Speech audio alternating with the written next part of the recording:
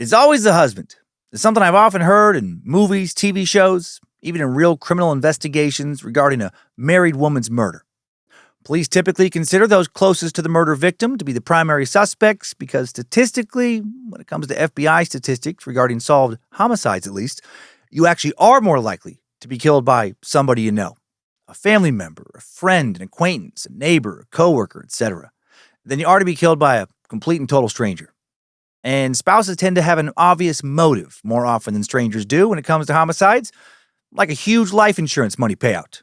And frequently, when law enforcement suspects that somebody has been killed by somebody close to them, like their husband, their hunch is correct. But what if that hunch is not backed up by a lot of obviously damning forensic or physical evidence that clearly points to the husband? What if the murder weapon can't even actually be found or even conclusively determined? What if the evidence is largely circumstantial, but there's so damn much circumstantial evidence? Should you, if you're on the jury, still convict the husband if the prosecution actually can't quite prove, not beyond a reasonable doubt based on the available evidence, that the husband actually is the murderer, even if the circumstantial evidence leads you to think, oh, come on! This dude had to have killed her. He's got to be guilty. When it comes to the divisive case of Michael Peterson murdering his wife, Kathleen Peterson, a case thoroughly covered in the very popular French docu-series, The Staircase, that finally made it to Netflix in 2018, after already having aired on numerous other channels, especially in Europe, for many years in some form, I think if I'm being honest that I would decide that the husband was guilty. At least in this case. Even if I wasn't technically supposed to. I know. I watched the Staircase docu-series back when it came out, and I was riveted. Then I watched the 2022 miniseries also called The Staircase, based on the docu-series of the same name, starring two incredible actors, Colin Firth and Toni Collette, and I was riveted all over again. And now, years later, I decided to dive back in and was more intrigued than ever. This case has been examined a lot, and it continues to be, because it is fascinating. And some of the players involved are still alive and still making new comments every once in a while. It's very divisive. There's still active subreddits full of people convinced that Michael did it, and also subreddits full of people convinced that he is either innocent or, at the very least, that the state did not prove he was guilty. What do you think? What will you think about this case by the time I'm done? Late one evening in December of 2001, author Michael Peterson found his wife Kathleen dead at the bottom of their staircase. After a late night of drinking at home, Kathleen had said goodnight to her husband and left him by the pool, or so Michael claimed. Michael said he came inside sometime later and discovered the gruesome death scene. The staircase, covered in blood. Kathleen had suffered multiple severe lacerations to the back of her head and had also fallen down the stairs, or maybe was pushed. Had somebody broken into their home and did that? Michael claimed that his wife's death was likely a tragic accident, that she had had too much to drink and simply fallen down the stairs. But was that the truth? Michael would be accused of beating his wife with an unidentified object, most likely a fireplace blowpoke, and then leaving her body on the staircase where he had attacked her after they'd had a heated argument that broke out after Kathleen had discovered evidence that her husband was both bisexual and unfaithful, that he had been communicating with and presumably sleeping with male escorts. It didn't look good. Still doesn't look good. And it especially doesn't look good when you find out that Kathleen was not the first woman linked to Michael who had been found dead at the bottom of a weirdly bloody staircase. 2 women found dead at the bottom of 2 very bloody staircases, 2 women whom Michael had been the last person to see alive, 2 women whose deaths he stood to gain from financially. And yet, Michael Peterson is a free man. But should he be? Did he murder not one but 2 different women in eerily similar ways? This week, we'll explore one of the most controversial cases in modern true crime history, analyze the evidence, hear the arguments on both sides, and decide if Michael Peterson is either the most unlucky man in history when it comes to losing women he cares about to nasty, fatal falls down flights of bloody stairs, or is he a cold-blooded killer who isn't above murdering anyone, even the supposed love of his life, if her death will keep him from financial ruin? All that and more right here, right now, on this true crime, sensationalist trial. Did Michael do it? Did an owl do it?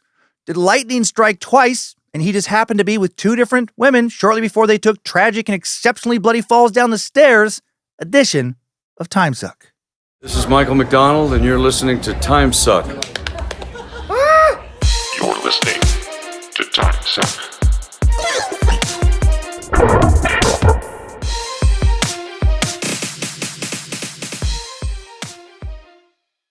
Well, happy Monday and welcome back to the Cult of the Curious.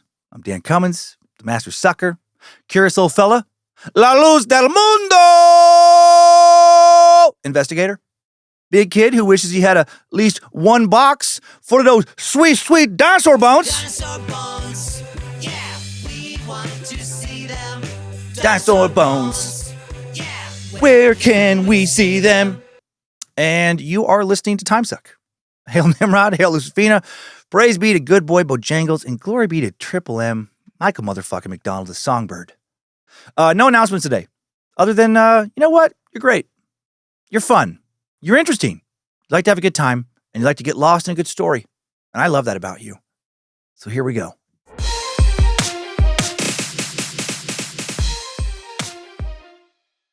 No introduction really needed for today's episode.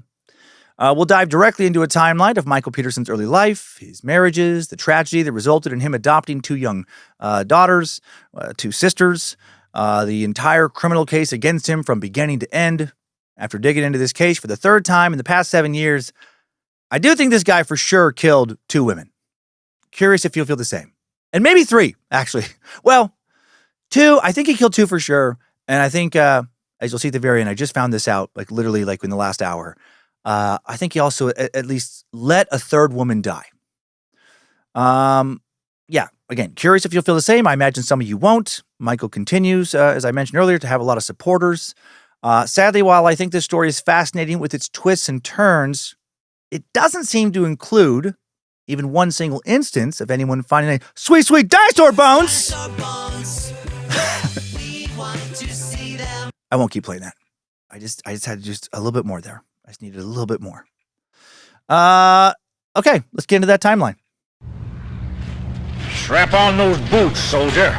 We're marching down a Timesuck timeline.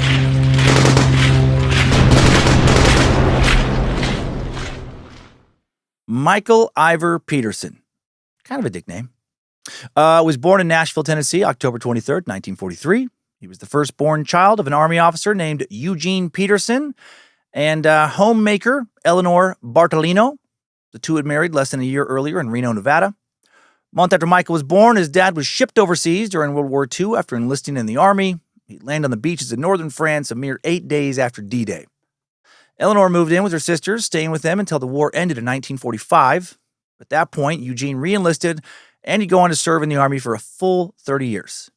Following the war, Eugene was stationed in Japan, where Michael would spend some of his early childhood years. After briefly returning to Washington State in 1947, where Michael's younger brother Bill was born, the family returned to Japan. Michael's second younger brother, Jack, would be born in 1951. Then his sister and last sibling, Anne Ellen, born in 1953. The Petersons, while Michael was growing up, would live all over the place. They'd spend time on or near bases in Japan, Washington, Denmark, Georgia, California, Virginia, Kansas, Pennsylvania, and North Carolina. True military brat lifestyle. Mike's siblings would later recall that during all this bouncing around from place to place, he was a good, protective older brother. And we don't know much more than that about his childhood. Years later, while Mike's two brothers will stand by him during his murder trial and profess his innocence, Anne Ellen, while at first she stood by him, once presented with the prosecution's evidence combined with reflections on Mike's explosive temper and dismissive and sometimes controlling attitudes towards women that she had both witnessed and experienced over the course of her life, she will come to believe that Mike is indeed a murderer, that he did kill his wife and probably killed another woman you will soon meet as well. Her family will ostracize her for that belief. Her brother Bill, interestingly, will allegedly ask, "What's your point?" when she asked him, "But what if he did it?" Interesting. Back to Mike's younger years now, he graduated from Hampton High School in Virginia in 1961. He then enrolled in Duke University, where he would go on to graduate with a degree in political science in 1965. While at Duke, Mike became the president of the Sigma Nu fraternity. He was the editor of the Chronicle, their daily student newspaper, during his senior year from 1964 to 1965. He attended classes at the law school of the University of North Carolina at Chapel Hill. Some of his professors said he showed real promise as a writer and a journalist and seemed to be a naturally gifted storyteller. 1966, Mike was able to get a civilian job with the U.S. Department of Defense, where he was assigned to research arguments supporting increased military involvement in Vietnam. An interesting job considering that by the time the war was over, he would then be very against U.S. involvement in Vietnam. 2 years after taking that job, when he was all about it, Michael followed his father's footsteps in the military. He enlisted. He was commissioned as a second lieutenant in the Marines, and he would serve in Vietnam from August 24th, 1968 to September 5th, 1969. And what did he do while he was in Vietnam? Well, that will become a matter of debate.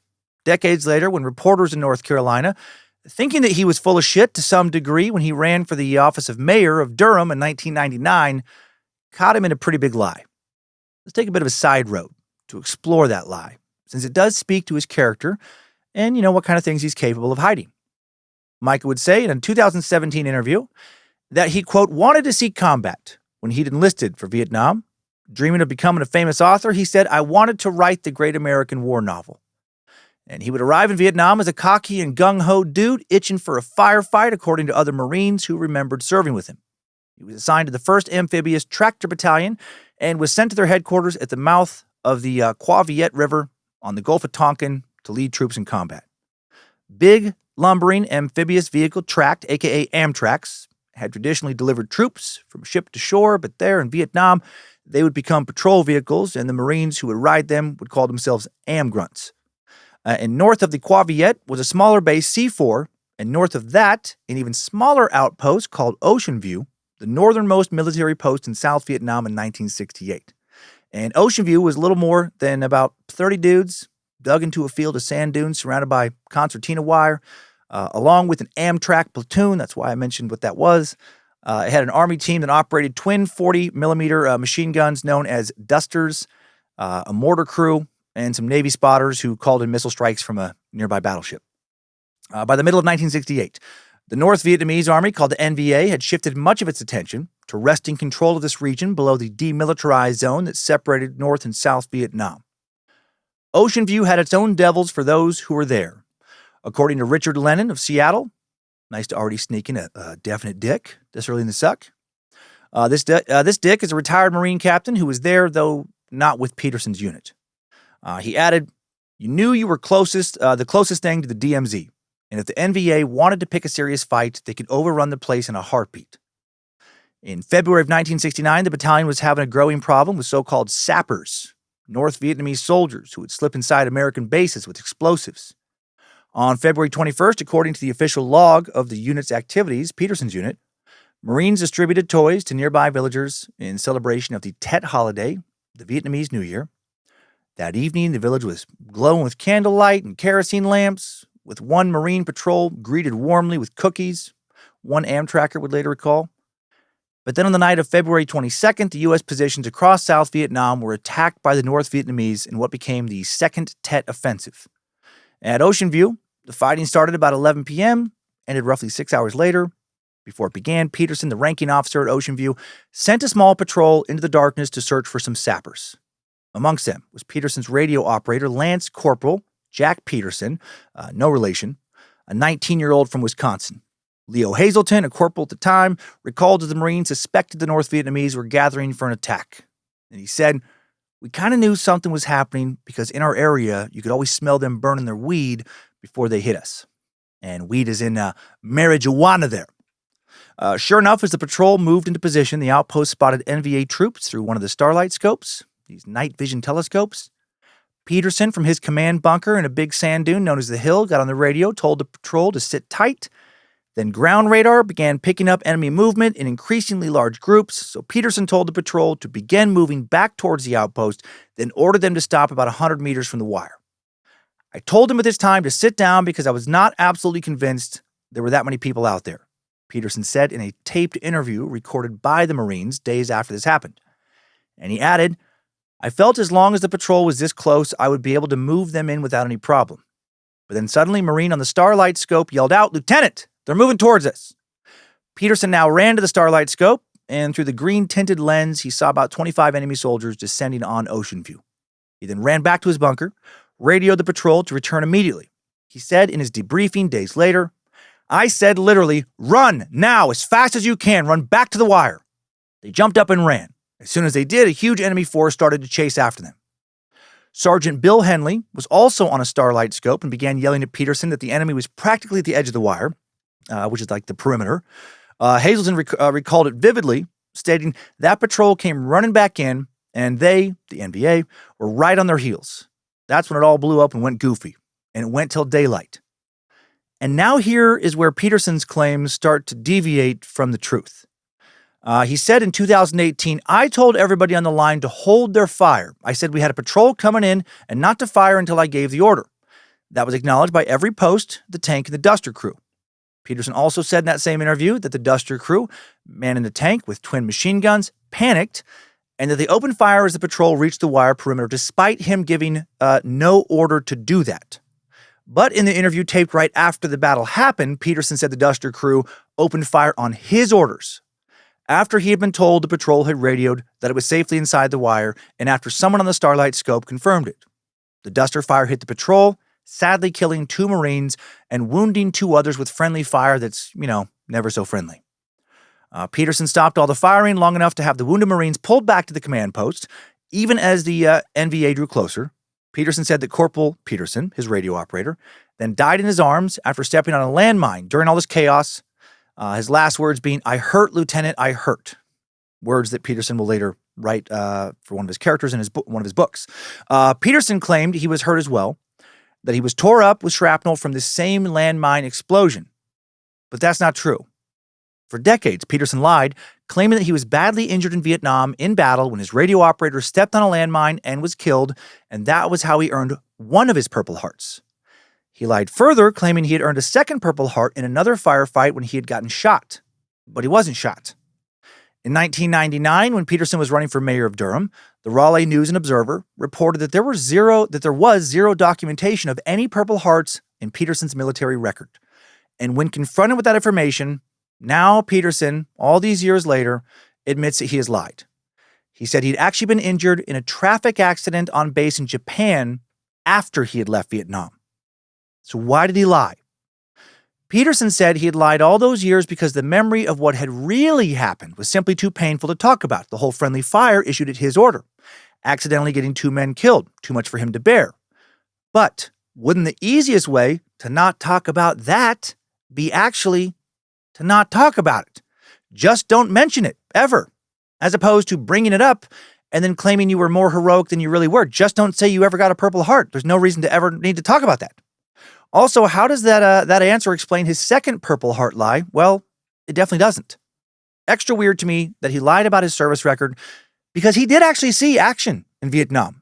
And he was at least somewhat heroic. I mean, he was awarded a Silver Star and he was awarded a Bronze Star Medal with Valor for actions in combat, in Vietnam.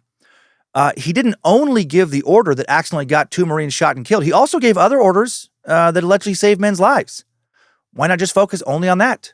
Major Ron Smaldone, who fought with him that night, said, quote, "That evening he demonstrated he had what it takes when he's under heat. It's as close as you can come to circumstances of life and death right before your eyes. You have to stay in control, and that's what Michael did." So why couldn't he just tell the truth? Why wasn't that enough for him? And how unethical was the lie he told? Never having served in the military, I can't exactly say. I mean, it sure doesn't seem like it was on the same level as the kind of stolen valor when somebody who is never fighting in a war at all or never even in the military claims military heroism. But it still strikes me as definitely fucked up and just odd. Again, why? Why lie? He didn't need to. He really did fight. He really did fight valiantly, according to Marines that served with him. But he seems to have wanted to make his time in the service seem even more dramatic than it was. And I think that's an interesting insight into his character. He's clearly not above telling a big lie and sticking to it until confronted with, overwhelming evidence that he had not actually told the truth. And even then, he made up a weird excuse about, why he lied. Well, Mike was honorably discharged in 1971 after he got into that car accident. The car accident, by the way, was a brutal one. He was driving a sergeant back to the base one night when a civilian car veered out of their lane, Well, some sources say he was on base. Some sources say he was coming back from base or coming back to base. Anyway, I guess it doesn't really matter for this story. Either on base or very near base. And this civilian car veered out of their lane, hit them head on at a railroad crossing. The sergeant then died from his injuries. And Michael suffered rib fractures, a punctured lung, and a serious injury to his right leg. He would wake up later in the ICU, and he would recall, quote, "It was without a doubt the worst thing that I'd ever gone through in my life." After he returned to the U.S., Mike was honorably discharged with a permanent medical disability for those injuries. Okay, backing up a bit now. In 1966, before Mike left for Vietnam, he did get married to Patricia Peterson, his first wife, who went by the nickname of Patty. Patty earned her undergraduate degree from UT Austin down in Texas. Then she attended grad school at the University of North Carolina, Chapel Hill, right down the road from Duke.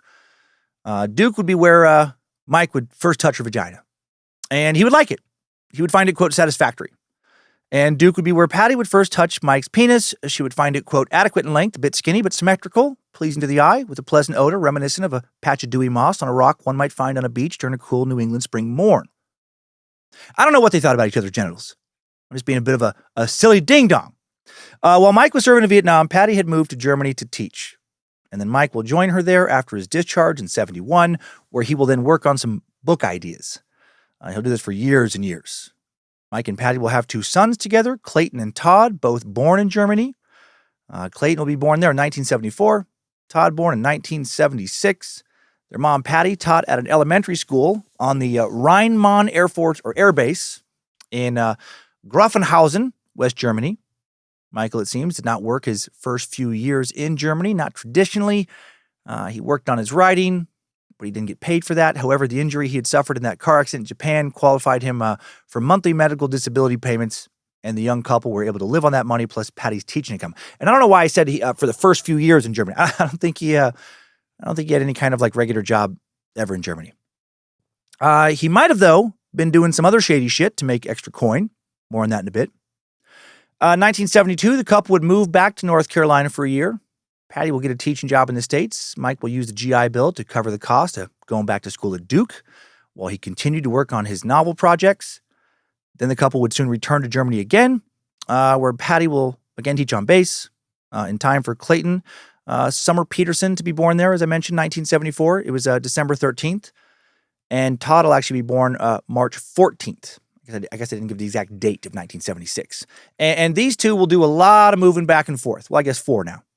But this couple, Patty and Mike, do a lot of moving back and forth between Germany and North Carolina over the following 2 decades.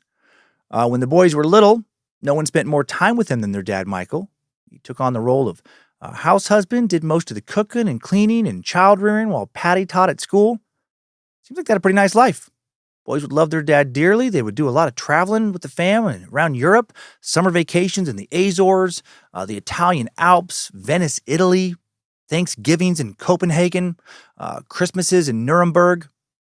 Petersons continued living in Germany for the most part when they weren't back in North Carolina until the late 80s.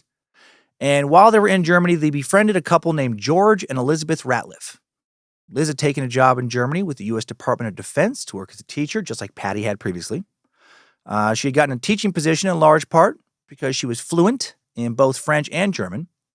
And Liz and Patty worked at the same school and became very close, very good friends. Liz would write to her family back in the States to send hand-me-downs for Patty's boys. Patty would be the maid of honor in Liz's marriage when she married George, an Air Force captain whom she had met at an officers' club. Mike and George would bond over their military experiences. The foursome would all become very close. George and Liz will have 2 daughters who will eventually become Mike and Patty's daughters. Margaret Elizabeth, born December 10th, 1981, and Martha Catalin, born January 3rd, 1983.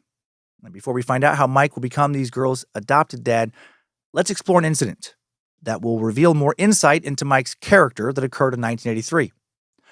That year, he got caught stealing money from a family friend, a woman named Pat Finn, who was his son Todd's godmother.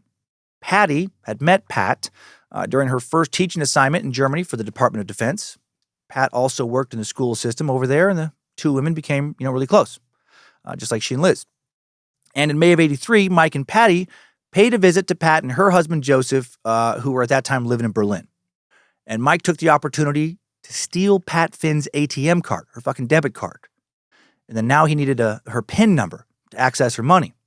So while Pat's taking a shower, Mike creeps into her bedroom, rummages through her drawers in search of her personal code, and finds it.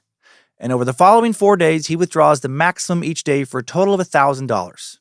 The Finns then went back to the States for a summer vacation after that visit, and all the mail addressed to them in Germany was held until their return.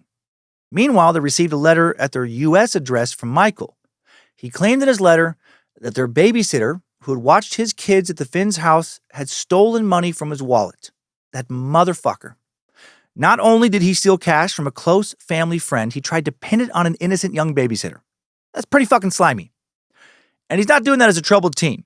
He's 39 years old when he does this, just a few months from turning 40. And he's getting monthly disability checks from the Marines.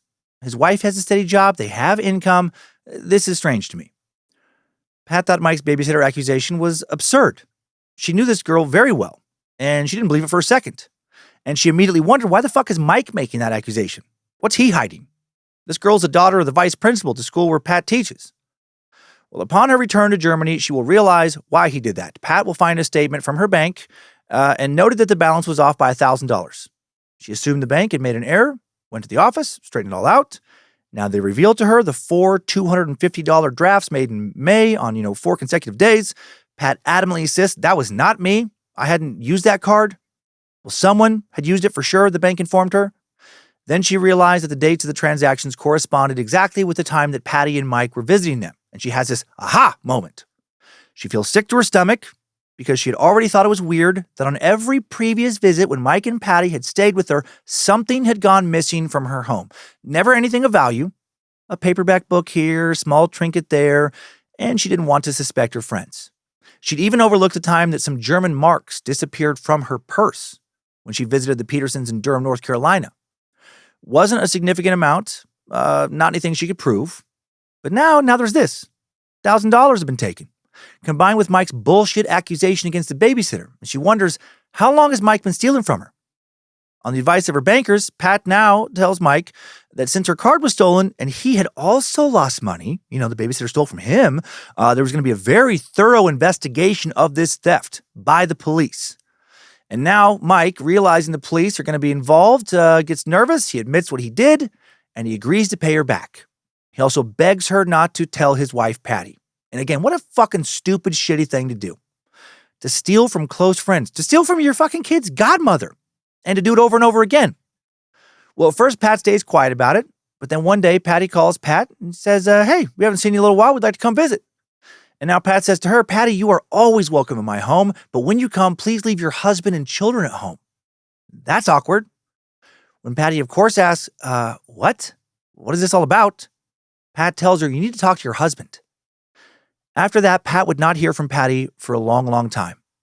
She received a payment from Michael, then another payment from Patty, who now knows, but they never paid the full amount. More than the money, though, Pat was, of course, stung by the betrayal, right? And that's weird. Michael lied about receiving 2 Purple Hearts in Vietnam, then he steals from at least one of he and his wife's friends. It makes me wonder, who else is he stealing from around this time? And if he wasn't above stealing from a very close friend, I have to think, he would be comfortable stealing from strangers, stores, whatever, if given the chance.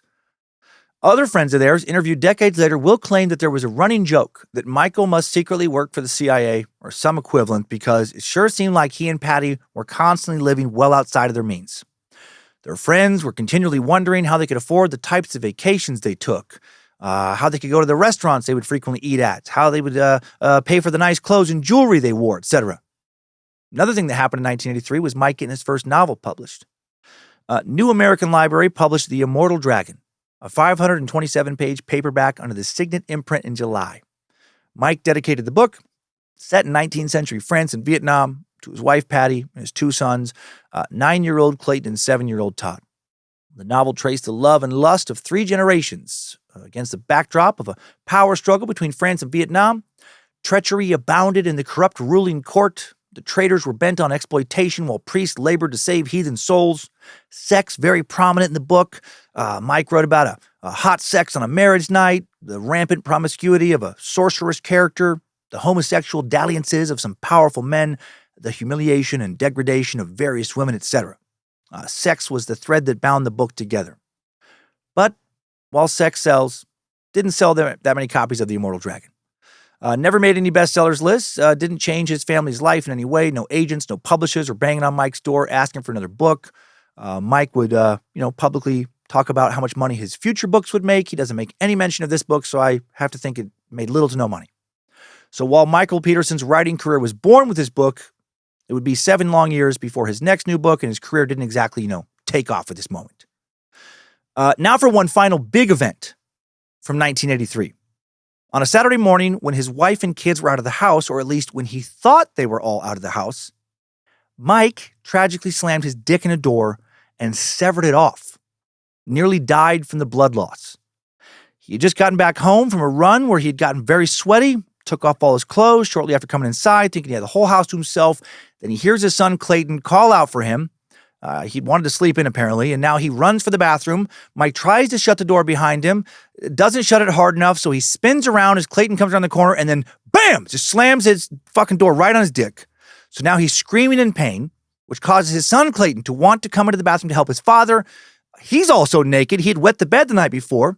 He was doing laundry after taking off all his clothes and stripping the sheets and wanted his dad's help. So now he opens the door, sees his dad. Then Michael, bam, slams the door again to try and keep his son from seeing such a horrible bloody sight. And in the process, he slams the door on his son's dick and severs it off as well. 2 Peterson dicks slammed off in a span of, 10 seconds. Now he calls for an ambulance, for 2 ambulances, I guess, one for each Peterson, one for each dick.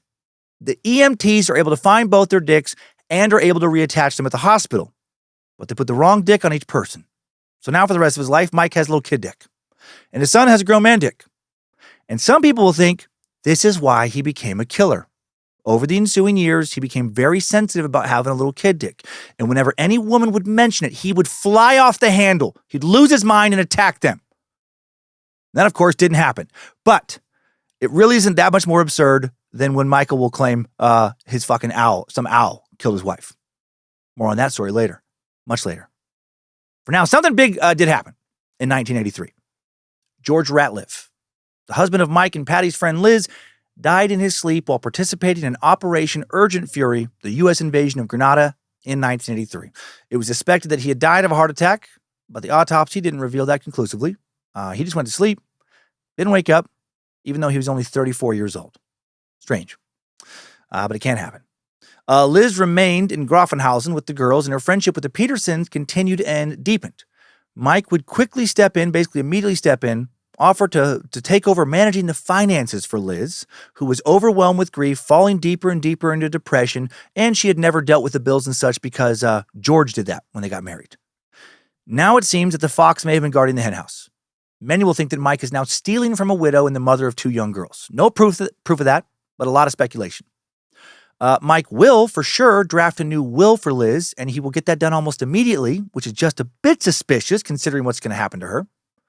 The previous document she and George had, I guess, stipulated that should anything happen to both of them, George's parents would assume guardianship of their girls. And if they were unable to do so, then Patty and Michael would assume that responsibility. But now Liz's new will stated, quote, "I hereby nominate, constitute, and appoint Michael I. and Patricia S. Peterson as guardians acting jointly or separately of each of my minor children until he or she reaches majority or is otherwise legally emancipated." And the will also, and this is huge, granted either Mike or Patty the authority to dispose of her property for the support and the education of the girls. Basically now, if Liz dies, Mike and Patty get any and all money and other assets she has. In theory, they're getting all that to help pay for raising her kids. But they also wouldn't have to spend the money on the kids. It would be very hard to take them to court for this. Not impossible, but difficult. Since these kids were actually close with their paternal grandparents, why was this will ever changed? Makes no sense to me. Apparently the grandparents, very stable, very good people, live in North Carolina. This is all very suspicious. Or actually, I don't know why I said North Carolina. The Petersons had relations in North Carolina. They lived stateside, but they had a good relationship.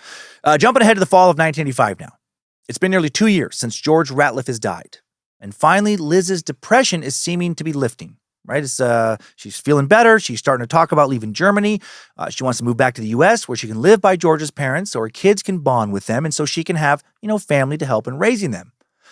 She's looking better and better. Her mood is lifting more and more. She's starting to seem like she did before George had died. But then out of nowhere, she dies. And all of her possessions and custody of her kids fall to Mike and Patty Peterson. On the morning of Monday, November 25th, 1985, 43-year-old Elizabeth Ratliff was found dead in her home by her nanny, Barbara, who discovered her body at the bottom of a blood-spattered staircase, or splattered, I guess, an apparently very, very bloody staircase. Liz's death was controversially declared natural.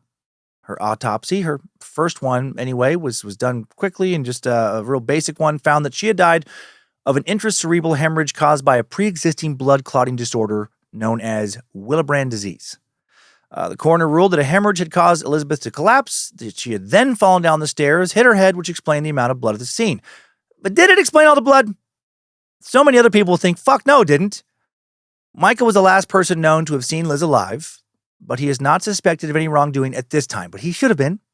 The night before her dead body was found at around 10 p.m., Liz's next-door neighbor, a woman named Corinne Ham, looked out her window in time to see Michael Peterson, dressed in light-colored tennis shoes, dark blue jeans, and a light-hued cardigan, emerging from Liz's home looking guilty as fuck. She said he jumped down the 3 steps from the door, literally started to run away from her house. He looked back over his shoulder in Corinne's direction at one point, stuck both his hands in his front pockets of his jeans now, and kept moving with his head down at a quick pace.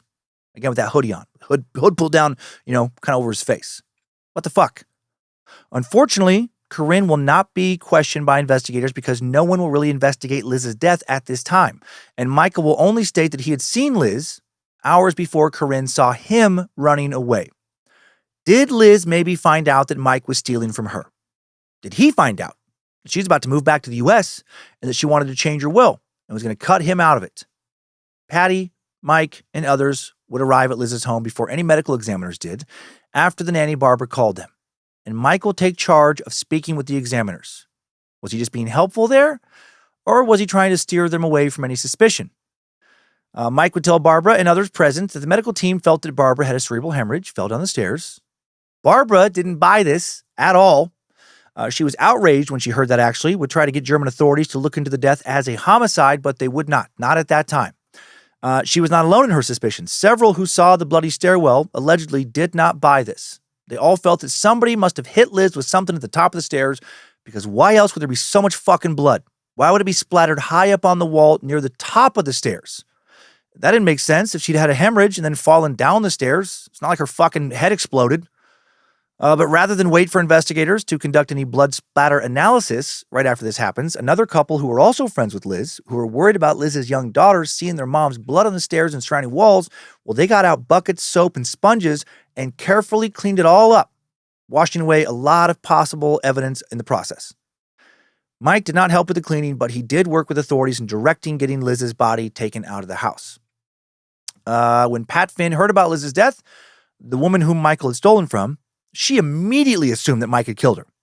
She remembered how Mike used to speak about Liz, how he was always talking about her, complaining about her, seemed almost obsessed with her. Pat called the criminal investigation of the military police, but they already considered Liz's case closed. She had died of a brain hemorrhage. No need to look any further. Mike is not even questioned. Then soon after Liz died, Mike and Patty will adopt Margaret and Martha. Margaret turning 4, Martha about to turn 3. And we will revisit their mother's death later in the timeline when she receives a proper autopsy that does point definitely to murder. Around the time of Liz's death, Mike and Patty start having marital problems. Some think they were having marital problems because old Mike was having an affair with Liz before she died. They moved back to the U.S. in 1986 with all 4 kids now, returning once more to Durham, North Carolina. 1986, also the year that Mike met his future wife, Kathleen. And this is a good spot for us to briefly meet her as well. Kathleen Hunt Atwater, soon to be Kathleen Hunt Atwater, or I guess Kathleen Hunt Peterson, born February 21st, 1953 in Greensboro, North Carolina. She was born as Kevin Hunt Atwater, but when she was 4 years old, she slammed her dick in a door and severed it. Doctors not able to reattach it because her dog ate it, okay? Rather than trying to attach a new dick, doctors thought it would be easier to build a vagina, a front butt, if you will. And she became Kathleen. Everyone listening knows that's bullshit, right? I can feel the eye rolls as I record this. Back to the facts now. She was almost exactly a decade younger than Michael. She grew up in Lancaster, Pennsylvania, most of her childhood. Moved to North Carolina, where she graduated with a bachelor's and master's degree in civil engineering from Duke University. She would get a job working for Nortel, this multinational telecommunications and data networking equipment manufacturer based in Toronto, Canada. And she will work her way up to the position of Director of Information Services, making a nice 6-figure salary with a bunch of stock options. She was very successful. She had a daughter with her first husband, Fred Atwater, named Caitlin. Kathleen, Fred, and Caitlin lived just a block away from Michael, Patty, and their 4 kids when Michael and co. moved into the Durham neighborhood from Germany. Caitlin, born in 1982, right in between Margaret and Martha, and the 3 girls become fast friends. However, Margaret and Martha also become a problem in Michael and Patty's marriage, according to numerous sources. Basically, Patty did not want to keep these girls. Michael did. Patty found a wealthy and childless older couple back in Germany who wanted to adopt them. Michael, allegedly furious when he finds out about this, but agrees to a trial. Supposedly, Patty talks Michael into allowing the girls to fly to Germany to see if they liked it there. But then they return just a few weeks later when the couple changes their minds. So how traumatic for these kids who have already been through the ringer.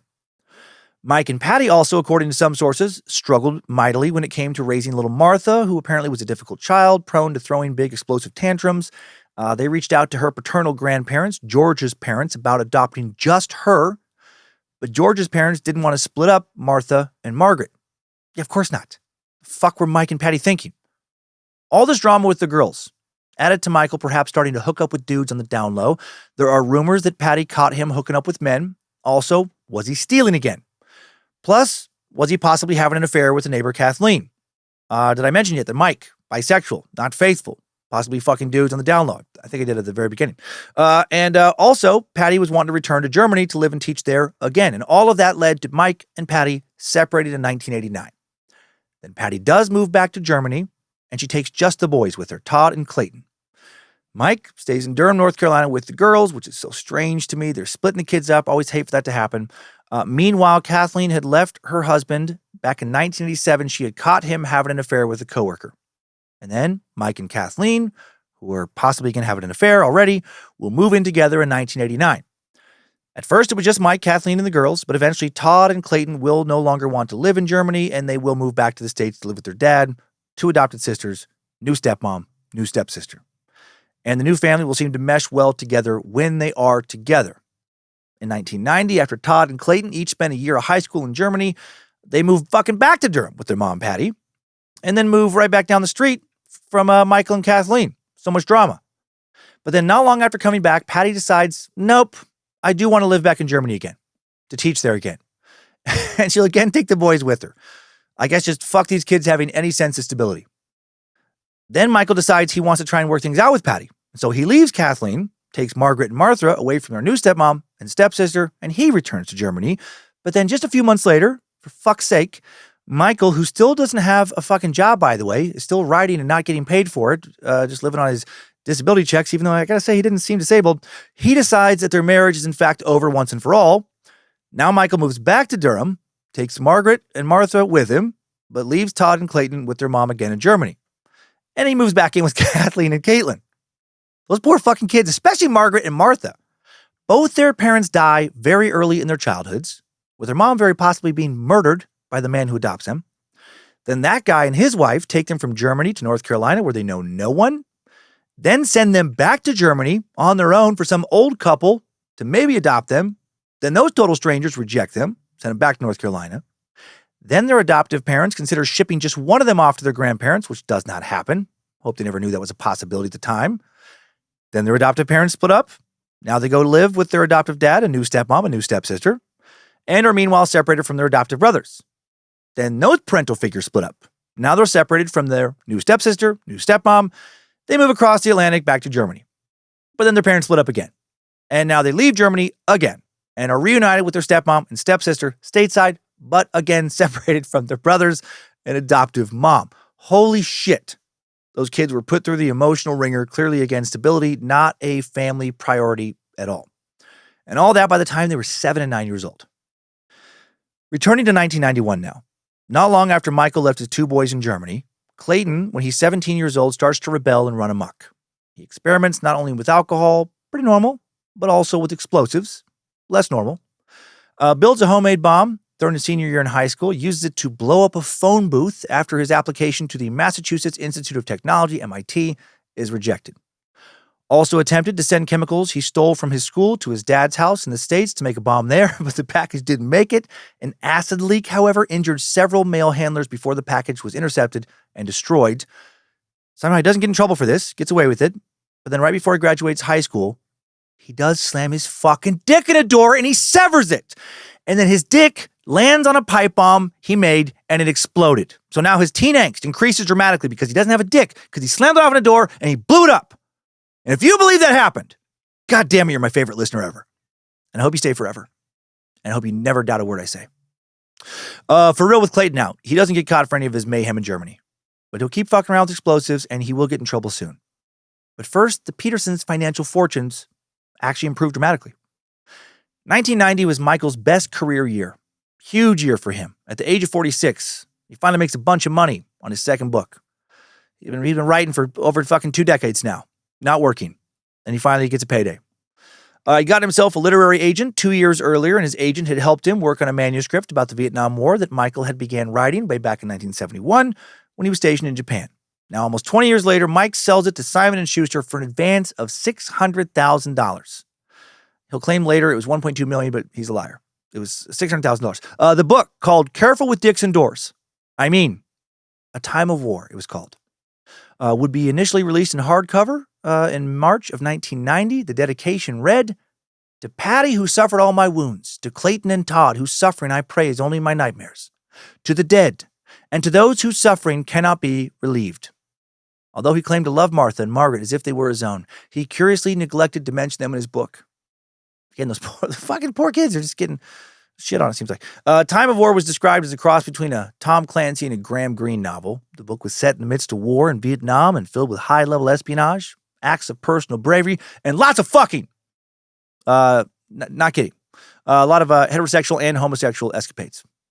Noted authors praised it with enthusiasm. It propelled Michael into the New York Times bestsellers list. When the book was released in paperback edition, publishers weekly added their praise, but with a caveat, saying, "Peterson adroitly evokes embassy intrigue, and his battle scenes are immediate and compelling. Some readers may be taken aback by the powerful, troubled current of sexuality, however." Strong, troubled sexual elements in his second book, and a book with a lot of homosexual scenes again. Was Michael trying to tell people something? I believe he was, in a sense. NBC paid for the option to develop Mike's book into a movie, which it never did, but still, he got paid again. An undisclosed sum, which might have been, I don't know, low 6 figures, high 2 figures, or 5 figures. high 2 figures. It was either, listen, if I had to guess, I would say it was low 6 figures or high 2 figures. I would say it was either $17 or $19 or a couple $100,000. No. Then 2 years later in early 1992, while Kathleen is kicking ass at work, making 6 figures, Michael gets paid again. Now his agent sells his unfinished manuscript called Peace and Reparations to Simon & Schuster for a $450,000 advance. A lot of fucking money. Over $1 million now. That book will be published 3 years later under the name of Bitter Peace. And so now Michael and Kathleen, they have some extra money to throw around. Michael, at the age of 49, wants to buy a big house worthy of a successful author in his mind. And he does go real big. He finds the perfect home in the heart of the Forest Hills neighborhood on the corner of Cedar and Kent Streets. Built in 1940, it's 10,000 square feet, made it the largest private residence in all of Durham at the time. It boasts 14 rooms, 6 bedrooms, striking spiral staircase in the front of the house, another unique staircase in the back, an elaborate swimming pool outside. The house was actually featured in a movie, The Handmaid's Tale, released in 1990, based on a book by Margaret Atwood. That series is fucking great. I'm just about to watch the final episode. Very excited. Robert Duvall, Faye Dunaway starred in the movie, and 3,000 area residents would appear as extras. Soon after Mike buys his house, he and Kathleen move into it, along with Caitlin, Margaret, Martha, and July. Then Clayton will move in as well after he graduates high school in Germany. Todd and Patty, meanwhile, remain in Germany. Clayton then enrolls at Duke, his dad's alma mater, as an engineering student that fall. And now life seems to be going real well for Michael and co. There's a lot to be happy about, right? They're living in a place one source described as the nicest private residence in all of Durham. Again, it's like the biggest, but there's also a bit of drama. The move into the big new home does create a rift in Kathleen's family. Her sister Candace thought it was disgusting that she was living with a married man when there were kids involved. Yeah, because he's still not divorced from Patty. And the two sisters stopped speaking for over a year. According to Diane Fanning, author of Written in Blood, an investigation into the tragic death of Kathleen Peterson at the hands of her husband, and a very important source for this timeline, Kathleen didn't let some family disapproval get in the way of her living her best life, though. She was a gracious and willing hostess who often held after-concert receptions and fundraising galas for the American Dance Festival, the Durham Art Guild, the Carolina Ballet, and more organizations in her lavish home. She would plan dinners for up to 100 people, prepare all the food herself. She was the Martha Stewart of Durham, according to Jimmy Gibbs, a society columnist for the Herald Sun. Kathleen was very active with the Durham Arts Council, serving a term on their board of directors and with the Historic Preservation Society. She often provided auction items for the Durham Arts Guild. Both she and Michael were involved in the Forest Hills Neighborhood Association, filled with thousands of dollars worth of antiques and collectibles, including 200-year-old furniture from Germany and Japan and carved vases from ancient Chinese dynasties. Their home was apparently quite the breathtaking sight. And Kathleen kept it all spotless. She loved the new house that Michael had bought and all the status that came with it. One of her favorite outside activities was apparently power washing the exterior of her beautiful home until it shined. Todd Peterson returned to North Carolina after his graduation, as I said, from high school in Germany in the spring of 1993 to live in the Grand Peterson family home. Kathleen is excited about this. She expects all 5 kids living in the home now to be at the dinner table every night, and they are. She sits at one end, Michael sits at the other, and they get along famously, have these, lively discussions. Her family comes to love Michael. She and her sister are on good terms again. Also in 1993, Michael began working on another new book that will be called Charlie Two Shows and the Marines Love Company. He will co-write it with David Perlmutt, a reporter for the Charlotte Observer, and they'll sell it for another chunk of money in 1996. Meanwhile, in 1993, Mike is living in the best house in the city. He's a successful author. Everyone loves his socialite and ass-kicking engineer girlfriend. They're still not quite married. He's fucking dudes left and right at the local YMCA. Oh, hell yeah! He really was. Starting in the early 90s, Michael made it his routine. He would write in the morning, and then he would go to the YMCA to work out for 2 to 3 hours before dinner during the week. Except he wasn't just working out. Not in the sense he was claiming. He was fucking getting sweaty, I'm sure. If you've seen pictures of him, he's thin, but he didn't exactly look like a dude fucking pumping iron hours a day, 5 days a week. He was allegedly spending a lot of his time in the steam room. The steam room at the Durham Y had become a known hookup spot for dudes who wanted to fuck dudes, but didn't want to get caught fucking dudes. While guys fucked in the steam room, a lookout will be posted on a bench outside the locker room to sound a warning if any staff approached. And Michael will claim years later that Kathleen knew he was doing this and was totally cool with it. Is that true? I don't buy it for a second. I don't think that story is any more credible than him having been awarded 2 Purple Hearts in Vietnam. Kathleen would never talk to anybody about Michael doing this. Not her sister, not anyone. And remember, she had divorced her husband, Fred, her first husband, for an extramarital affair with a woman. If she'd been aware of Michael's infidelity and he was allegedly having sex with multiple dudes, wouldn't she have left him in a heartbeat? I mean, wouldn't she be worried at the very least that his promiscuity would bring, home an STI? Was he even using protection when he's having casual hookup after casual hookup in the fucking locker room? No way in my mind that she knew and was cool with it. And Michael will later reveal that he never actually told her he was doing this. Also in 1993, Michael is pulled over for drinking and driving, but he'll get the charge reduced to reckless driving. Michael is also pressuring his son Clayton to get some counseling in 93. Apparently he's having some disciplinary problems, kind of vague disciplinary problems at home and at Duke. And then in 1994, Clayton finally has to pay the piper for continuing to dick around with explosives. He gets arrested that year, charged with planting a bomb in a university office. In April of 94, he will admit to breaking into the Allen building, which houses the president and other high administrators, and placing a fucking pipe bomb submerged in gasoline in a closet on the second floor. He'll also admit to stealing some photo equipment to make a fake ID. In a 1997 prison interview with a reporter for the Raleigh News and Observer, Clayton will say he planted the bomb to divert attention from his pursuit of the fake ID equipment. Also said he took steps to prevent the bomb from ever detonating. Still, he will be sentenced to 4 years and 1 month in prison, and he could have been sentenced to 30 years. But the judge saw a lot of potential in him, and the judge was right. After his release, he will enroll at NC State University, and he will become his class's valedictorian. Meanwhile, Michael's son Todd has now come to live with Michael and Kathleen after he graduated high school in Germany. He'll also enroll and graduate from NC State. And then he will briefly work for Nortel Networks Corporation, the same Canadian multinational telecommunications and data networking manufacturer that his stepmom, Kathleen, is an all-star for. Outside of Clayton's legal problems, things, at least from the outside, will appear to still be going great for Michael. In 1997, he and Kathleen will finally get married. It'll appear to all their friends and family that they're happier than ever. One friend will later describe them to a CBS affiliate as an extraordinary couple. They had all the appearances and trappings of happiness, totally compatible with one another. Also in 1997, Michael gets a day job for the first time since before he had left for Vietnam, nearly three decades earlier. He was hired as a columnist for Durham's Herald-Sun newspaper, and he started making a lot of enemies around town during investigative journalism. One of his first columns attacked the district attorney and the police for wasting their time busting bingo halls. He wrote, the DA and the cops can't do anything about those crimes. They can't catch any real criminals in City Hall, so they go after underage voters and bingo players. Later, he went after the city council, referring to them as 13 dwarves, and writing Floyd McKissick proposed entrance signs, gateways with flowers and shrubs to make Durham look pretty, and Floyd's the smart one on the council. God help us. In another column, he condemned proposed tax increases, writing, your money is not being squandered, it's being stolen.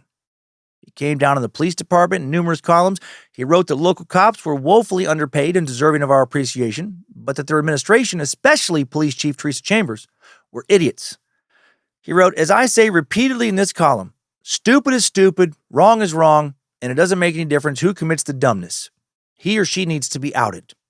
He blamed Chambers for the high rate of unsolved crimes, writing, the chance of a criminal getting caught is only slightly better than getting hit by lightning. He'll later say that these attacks are why he will be arrested for the murder of his wife, that they had it out for him because of his criticism. But also maybe his belief that the police sucked at their jobs emboldened him to think he could commit another murder perhaps, and get away with it. Get away with it again.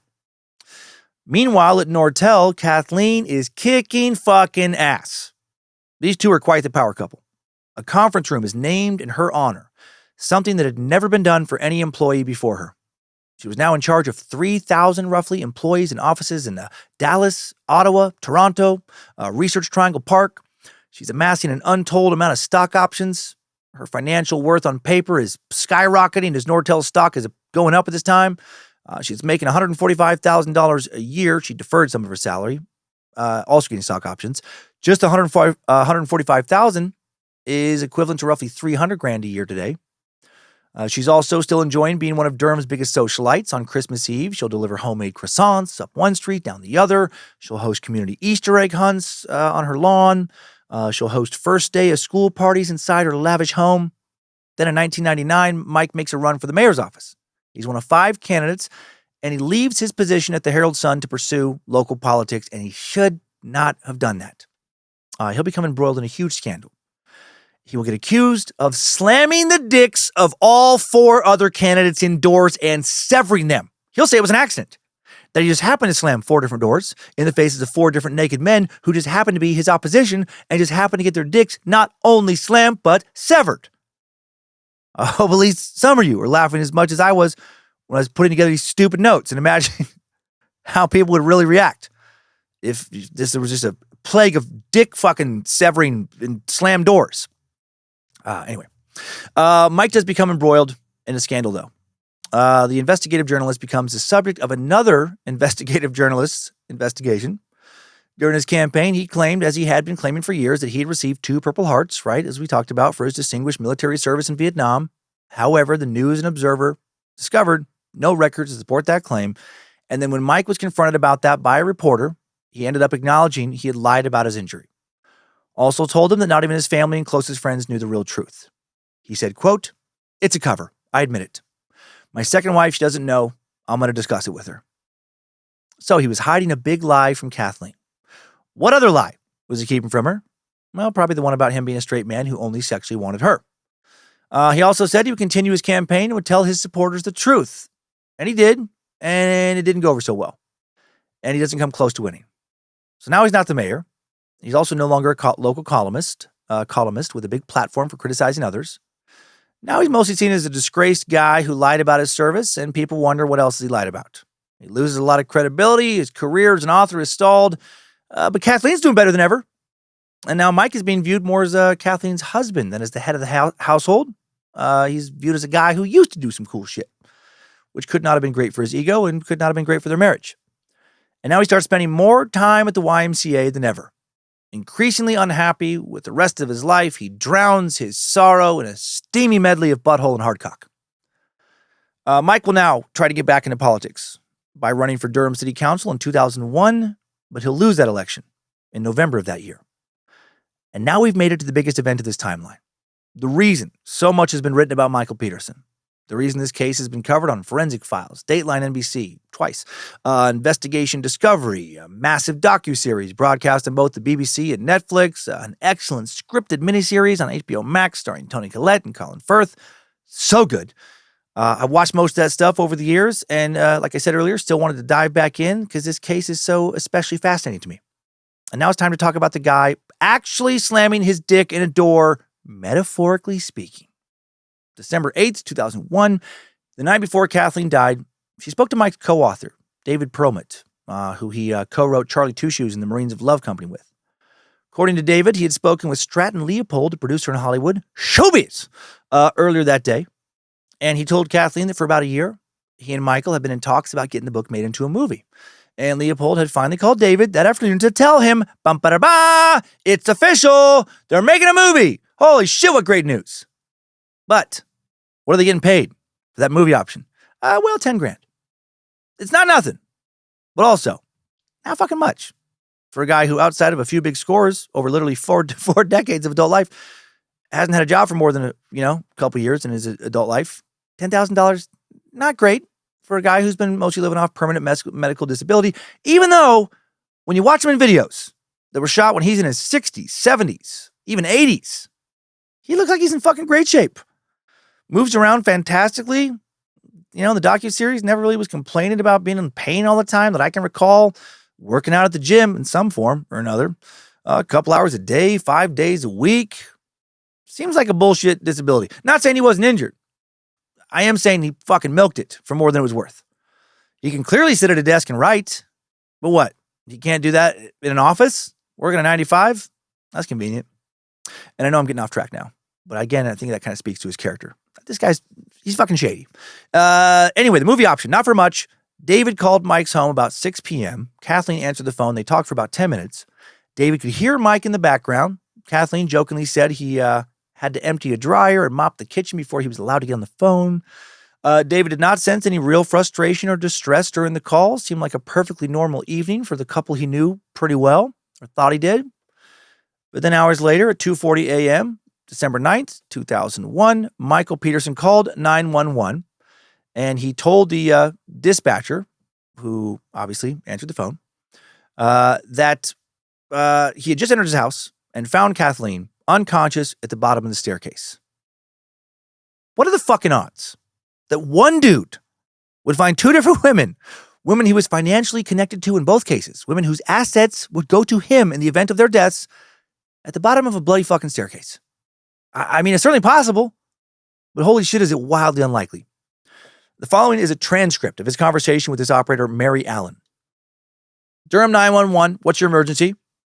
1810 Cedar Street, please. What's wrong? My wife had an accident. She's still breathing. What kind of accident? She fell down the stairs. She's still breathing. Please come. Is she conscious? What? Is she conscious? No, she's not conscious. Please. How many stairs did she fall down? What? Huh? How many stairs did... the back stairs. How many stairs? Oh, calm down, sir. Calm down. 15, 20, I don't know. Please. Get somebody here right away, please. Okay, somebody's dispatching the ambulance while I'm asking you questions.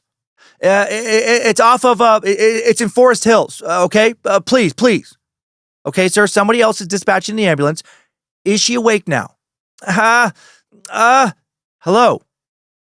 Hello? My dick! I severed it when I slammed it. No, the first call was disconnected after he's just kind of babbling.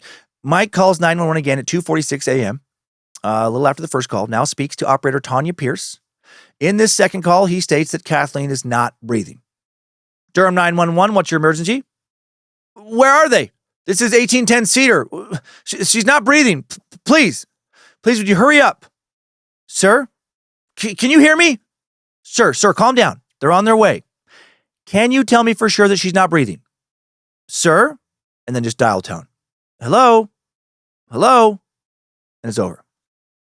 When the police arrived at the house, they found Kathleen's body at the bottom of the stairs, surrounded by a very large amount of blood. Mike suggested that Kathleen must have slipped and fell down the stairs while under the influence of alcohol and Valium. But her BAC that night is just 0.07, which in my mind is not drunk. That's like barely buzzed, in my opinion. That is below the threshold for getting ticketed for drinking and driving.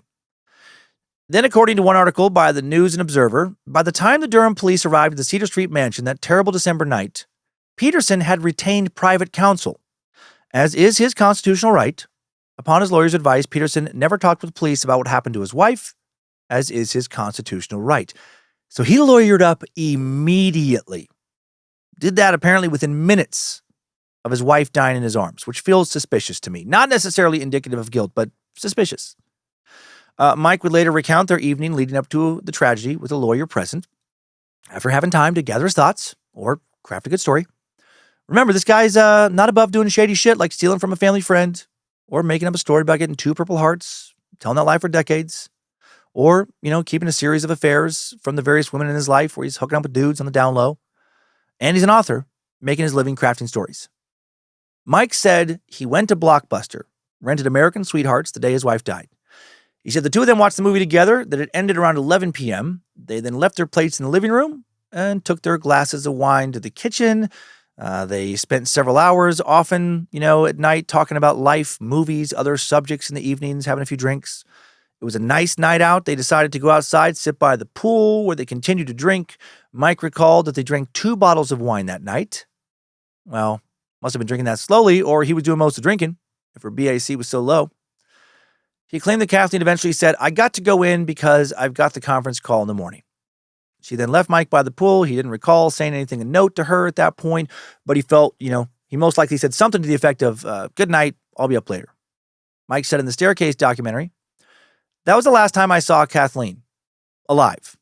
He then corrected himself saying, no, she was alive when I found her, but barely. Mike also described his memories of the night in the documentary, saying, I can vividly remember finding Kathleen. Actually, the way he speaks, I wish I could, I should have watched some of the videos again right before I recorded this. It annoys me. He does annoy me the way I can vividly remember finding Kathleen. I can remember opening the door. Like, it's kind of dramatic. Anyway, I can remember calling 911. I particularly remember Todd just holding me as tight as possible, I think to contain me. And I can remember Heather, the doctor, Ben's girlfriend, taking my pulse. And then I can remember, and it must have been very early while I was still in the kitchen, that a cop was on me instantly. Everywhere I went, a policeman was there. I went outside and with Ben and a policeman was there. And I remember walking down there and a policeman was there. There was always a policeman with me. Ben and Heather are some of his son's Todd's friends. Mike spoke with Bob Friedman for the magazine Attorney at Law for their August 2023 issue, providing an account of these events over 20 years later. And he told him, we were at the pool that night. She had to go to work in the morning to have this conference with Nortel. And then I walked in. She's at the bottom of the stairs. David asked, why do you think she fell? Well, for fuck's sake. There's blood and she's at the bottom of the stairs. What do you think happened? She fell down the stairs. When Todd Peterson arrived at the house that night, he saw an ambulance in the driveway, worried his father had a heart attack, when he showed up with his friends. He was relieved when he ran inside, saw his father, until his dad said, oh God, Kathleen, and motioned towards the staircase.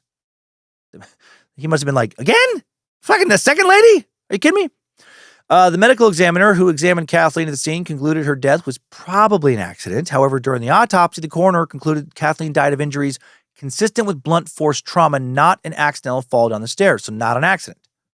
Lead investigator Art Holland was interviewed for the Staircase documentary, and he told the producers that when he first entered the house, he saw 2 legs sticking out of a doorway, or hallway, he said, to his left. There was, quote, an abundant amount of blood on the victim, on the floor, on the walls. that in his mind was not consistent at all with the fall down the stairs. Just like I feel compelled to say a fuckload of blood was not consistent with Elizabeth Ratliff's fall down the stairs in Germany in 1985. Detective Holland left the house to get an application for a search warrant immediately because he immediately thought it was a very suspicious death. He thought Kathleen had been killed. Assistant DA Mike Nifong would soon be recorded saying in a meeting of the prosecution team, "You can't look at that and think that that's an accident. And especially when you couple it with the fact that the first, I guess you've heard the 911 tape, but the first call in, she's supposedly still breathing. Second call in, 15 minutes later or so, she just quit breathing. And yet, when the medical examiners or the EMTs arrived, the blood was so dry that they didn't even get any on them. They didn't have to wear protective garments because the blood was already dry. She'd been there for hours, probably. And that detail, holy shit, does that not look good for Michael? Makes him look very guilty. The police searched the house December 9th and 10th, collected a used condom, semen from Kathleen's bed, bloody hair on a Diet Coke can, a knife, a wine bottle, a wine glass, and some other items. They also seized hair and bodily fluids from Kathleen at the funeral home, December 11th. Police returned to the Peterson home December 12th to focus specifically on the staircase. Collected more, stuff, hair, staples, Christmas tree needles, blood evidence. Authorities also confiscated 3 computers, a paperweight, condoms inside a bookcase. Random. Obtained phone records for the home phone and 3 cell phones. December 20th, 2001, 11 days after Kathleen died, Michael Peterson indicted for her murder. Right? The husband did it. Medical examiner Dr. Deborah Radish testified at the grand jury session that Kathleen's injuries were not consistent at all with a simple fall down the stairs. Autopsy showed that Kathleen died of severe injuries to the back of her head where she had multiple lacerations. Dr. Radish said in an interview afterwards, quote, "They were caused by some sort of blunt object. We don't usually see multiple injuries of that kind of severity in a fall down the steps." She also noted that Kathleen did not have skin under her nails that would have suggested a struggle. She declined to say whether cuts and bruises on Kathleen's arms and upper body indicated a struggle. It was almost as if somebody had approached her from behind at the top of the staircase, somebody she knew, who she didn't feel the need to defend herself from. And they bashed her in the fucking head with something, knocked her, pushed her down the stairs, and then that somebody may have then bashed her in the head again at the bottom of the stairs. Shortly after Mike was indicted, District Attorney Jim Hardin filed a motion saying he wanted to seek the death penalty should Michael be convicted. Michael turned himself in at the Durham County Jail that day. On arrival, he made his first public statement saying, "Kathleen was my life. I whispered her name in my heart 1,000 times. She is there, and I can't stop crying. I would have never done anything to hurt her." All of Michael's family stood by him, at first, including Kathleen's daughter, Caitlin, who made her own public statement. "My mother and Mike had an absolutely loving relationship, and there is no way that either of them would ever wish any sort of harm on the other one." Todd Peterson would tell the Staircase documentary team years later, "I knew for a fact that no way in this world my father ever would have hurt Kathleen. But the realism of their investigating, it did seem real. While it was completely unfounded in my mind, the way that they were behaving, the way that they were barking orders at us, restricting us from talking to one another, that truly drove home the point that they were investigating this as a crime." Martha recalled, "I remember Dad actually explaining it to us. And he was just like, he was in shock kind of. And he was kind of shaking. And he was like, I didn't do it. You have to believe me." And we were like, "Dad, we do believe you. This is horrible. Like, how can we not believe you? We didn't even know any details yet. And we were just like, we believe you. We believe you. We know it's not true. And this is horrible. And it's just so upsetting." Mike hired David Rudolph as his defense attorney. Rudolph implied the police were jumping to conclusions saying, for us, if in fact the police are right, that this was not a fall, well, that should be the beginning of the investigation, not the end of the investigation. Michael posted bail and was released from jail January 14th, 2002. He posted an $850,000 bond, signed papers on his big, beautiful home to cover it. He also relinquished his passport, agreed not to leave North Carolina. His defense team filed a 20-page brief arguing that Kathleen did fall down the stairs or was hit by an intruder. And, quote, "If in fact someone struck Mrs. Peterson, as the police seem to believe, it is far more likely to have been an intruder than Michael Peterson." The defense accused the police of botching the investigation by not seizing important evidence during their initial search and returning to confiscate items they'd left behind. The Staircase documentary team filmed a defense team meeting in January of 2002, where they discussed the lack of evidence to support this intruder theory. The key issue in the case was what caused the lacerations on Kathleen's head. It was unlikely that if Kathleen was being attacked, she would have just stood there and let it happen, but there was seemingly no evidence she fought someone, which supported the accident theory. Or supported Michael fucking killing her by walking up behind her, hitting her in the head. And again, maybe she just didn't defend herself because she didn't think she needed to from the love of her life. The defense met with more experts in February. One of them was forensic pathologist Dr. Werner Spitz, who had recently died. Or not at that time. He was dead. He was a zombie pathologist. It's fucking incredible. They resurrected this guy and they made him testify. Now, he died actually just like a month ago. But anyway, he's alive at this time. And he had worked on super high-profile cases, such as the assassinations of JFK, Martin Luther King Jr. He was 1,000 years old. He also testified at the civil trial against O.J. Simpson, trial of Casey Anthony, consulted on the John Benet Ramsey investigation, a lot of Timesuck topics. When asked about the lacerations on Kathleen's head, Dr. Spitz said, "I would tend to consider the lacerations as second choice in my thought of what occurred here. The first choice is the presence of the bruises, not the presence, of the lacerations. The presence of the lacerations is misleading. Because you see a whole lot of lacerations and you say, because you see a whole lot of lacerations and you say, oh my God, I did that too at the beginning. This is boom, boom, boom, hit them on the head. But when you keep looking at it, then you see things you didn't see before." He believed the wounds were more consistent with Kathleen hitting a round, flat object, like her just falling. Dr. Henry Lee, another famous forensic scientist present at the meeting, noted that there was no cast-off pattern on the ceiling of the staircase area, which is common when someone is beaten, but not always present. Dr. Lee, a former Taiwanese police officer who came to the U.S. in 1965 with $50 and his wife, he earned a PhD in biochemistry, became internationally famous in 1995 when he testified at the trial of O.J. Simpson for the defense. It was suggested that the blood splatter on the wall could have came from Kathleen coughing. Dr. Lee suggested that blood from Kathleen's head might have dripped down into her nose or mouth, causing her to cough. Dr. Lee theorized that Kathleen tripped on one of the stairs, then fell backwards, then hit her head against the door frame, then fell on the floor and hit her head again. He felt that knocked her unconscious. Now she's bleeding for a long period of time, which is why a lot of her blood had dried up by the time investigators arrived. He believed, though, that she regained consciousness, started to stand up, then slipped on her own blood, as evidenced by some blood on the bottom of her feet. And that caused her to fall again. Some kind of fucking dark Charlie Chaplin slapstick situation. So much bumbling around, slipping and falling, coughing, spraying all over the stairs. Finally, the defense conducted an experiment to see if Mike would have heard Kathleen shouting for help. Some members of the team stood outside by the pool. David Rudolph stood in the distant area of the house. A member of the team played a recording featuring a woman screaming loudly for help, and no one at the pool could hear shit. Should also be noted that there was an active fountain by the pool at that time. Jumping ahead to October 29th, 2002, in the midst of trial preparations, Michael's stepdaughter, Caitlin Atwater, now 20, files a wrongful death lawsuit against Mike, whom she once supported. Now she is convinced that, yep, Michael killed her mom. As time passes, Caitlin and other members of Kathleen's family will turn against Michael. Well, Caitlin already did, but, other members of Kathleen's family will turn against Michael, particularly Kathleen's sister, Candace Zamperini.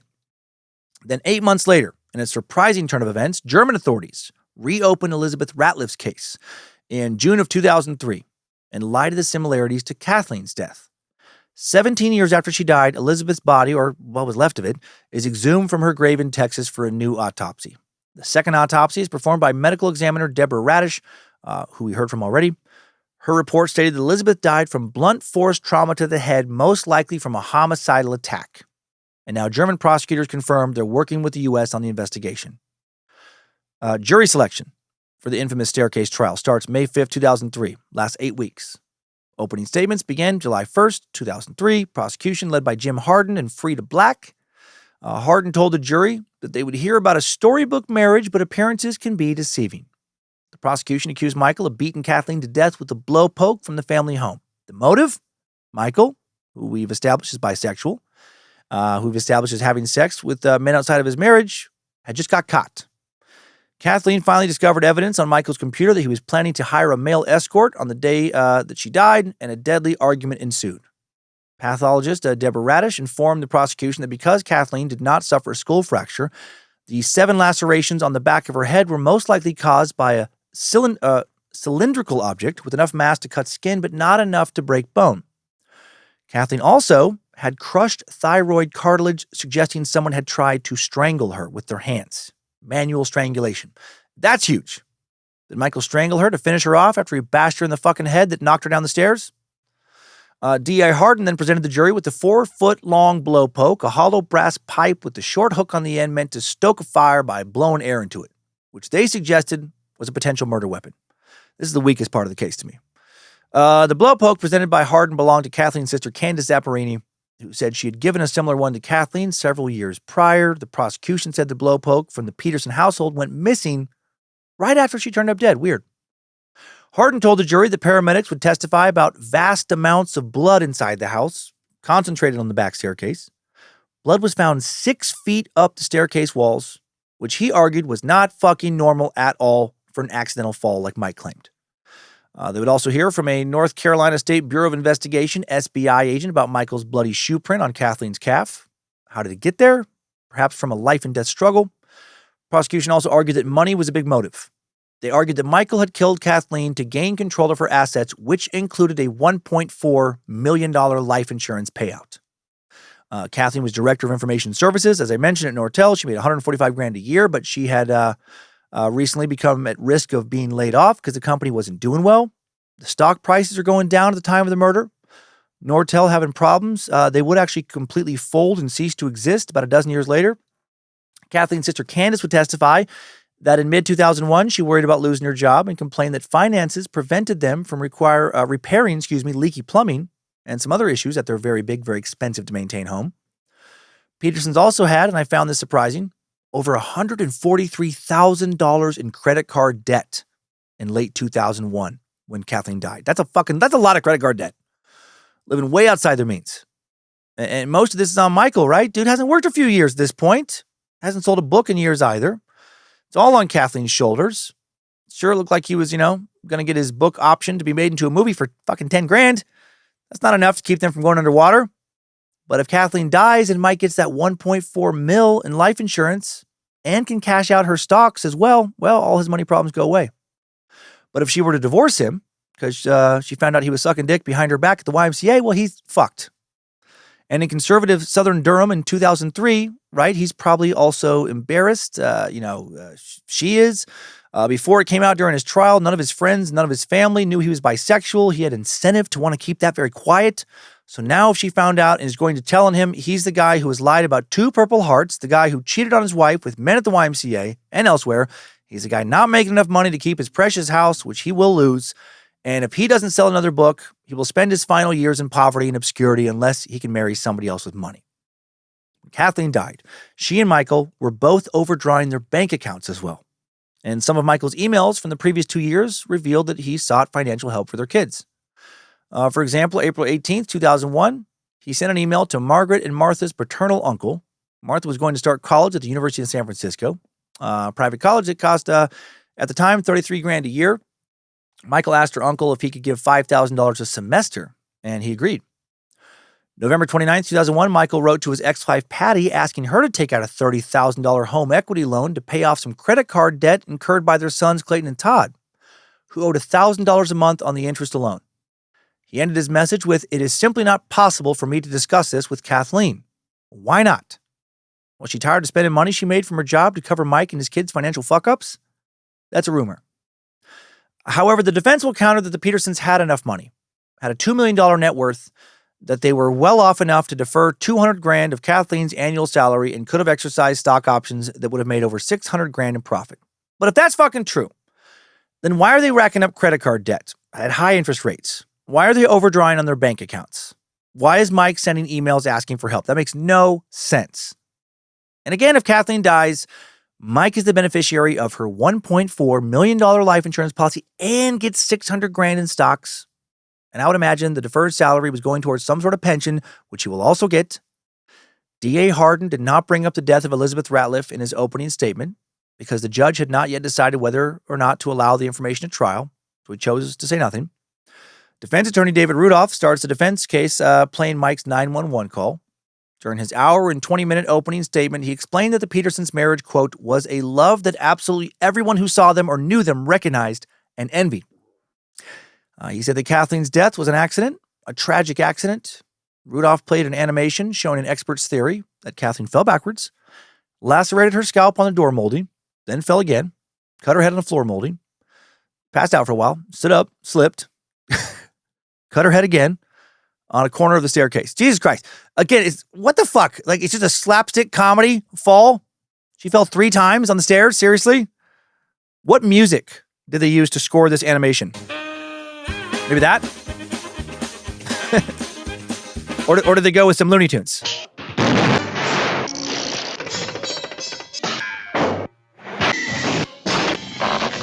Defense attorney David Rudolph would accuse the Durham police of contaminating the death scene by allowing people into the house. He said they wanted to, quote, get Michael for his Herald Sun columns, accusing them of incompetence in the late 90s. Rudolph told the jury the police had reason to think the worst. Mike Peterson had been critical of the police for years. I mean, not a bad strategy. I don't buy it in this case, but okay. According to local news outlet WRAL, Todd Peterson, friends, and neighbors who came to the house that night were all illegally detained, and the police did not put Kathleen's sandals and the towels under her head into evidence bags. Additionally, on the afternoon of December 9th, SBI agent Dwayne Deaver arrived to study the blood stains on the staircase, but before doing any tests, told the detective he thought it was a homicide. Rudolph also said that 30 officers who searched the house found nothing that could have served as a murder weapon in Kathleen's case. He added that the SBI cannot recreate anything like the blood spatter pattern found in the stairwell. Rudolph showed a video of SBI agents beating a mannequin's head at a mock-up stairway and bludgeoning a sponge full of blood with a blowpoke. The amount of blood from the test, less than what was present around Kathleen's body.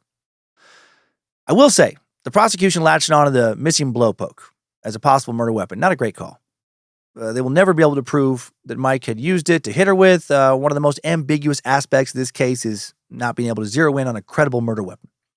Rudolph also said he found it strange that Elizabeth Ratliff's second autopsy was not performed until a month before jury selection started, which would have generated a lot of negative publicity for Mike at a critical time. He speculated the timing was done to make jurors assume Michael had to have killed both women. But also, shouldn't that make people think he probably killed 2 women? 2 women both fucking found dead after spending time with Michael, dead at the bottom of atypically bloody staircases. The first witness of the trial was paramedic Jay Rose, who said he had seen 30 to 40 falls downstairs over the course of his career, some of them fatal. And he testified, quote, the most you get in a fall is a broken bone. The worst I've seen is a broken neck. So essentially he's saying that no simple fall down the stairs should have accounted for all of the blood. He arrived 5 minutes after Mike's 911 call on December 9th, 2001. The front door was open. The door had blood on it. There was blood spatter almost everywhere he looked. Some of the blood on the staircase walls and steps also dry to the touch, and the blood on the back of Kathleen's head was already clotted. More blood had already soaked clean through a towel somebody had put under her head. There was so much fucking blood. And she'd appeared to have bled out a while ago, long before Mike's first 911 call when he claimed she was still alive. All of this very inconsistent with the claim of a drunken fall down the stairs. Rose also testified that Michael was, quote, unwilling or unable to help us. He did not even provide Kathleen's date of birth. He said he went outside to turn out the lights, and she fell down the stairs. And that was all he said. One of the most important witnesses at trial would be Brent Walgamot, a former male escort, who testified on August 11th, 2003, that Mike had tried on several occasions to slam his dick in a door, which speaks, obviously, to his anger issues. Or it speaks to me not being able to stop repeating that bit of absurdity. Walgamot testified that he once advertised himself online as Brad from Raleigh, a military man who was a sex worker. By the time of trial, he said he was a sophomore chemistry student at NC State, wanted to go to medical school. Back in August and September of 2001, during Mike's city council campaign while he was on active duty at Fort Bragg but living off base, he said he exchanged an email with Mike, who had agreed to pay him $150 an hour for sex.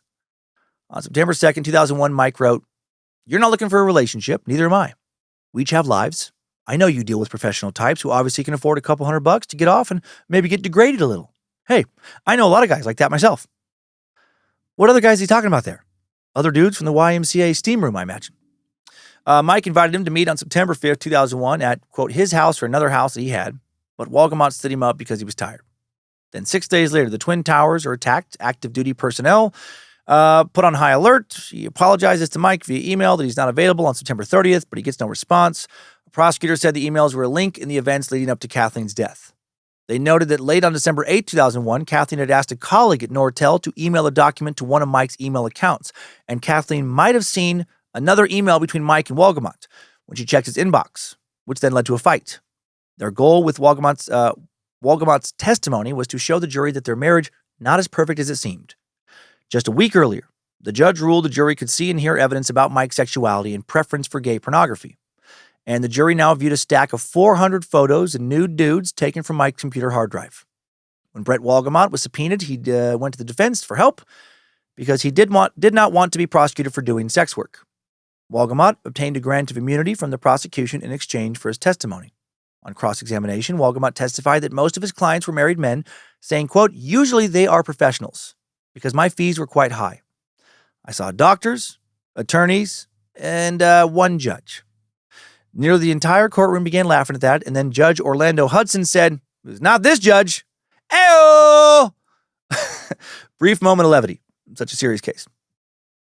August 18, 2003.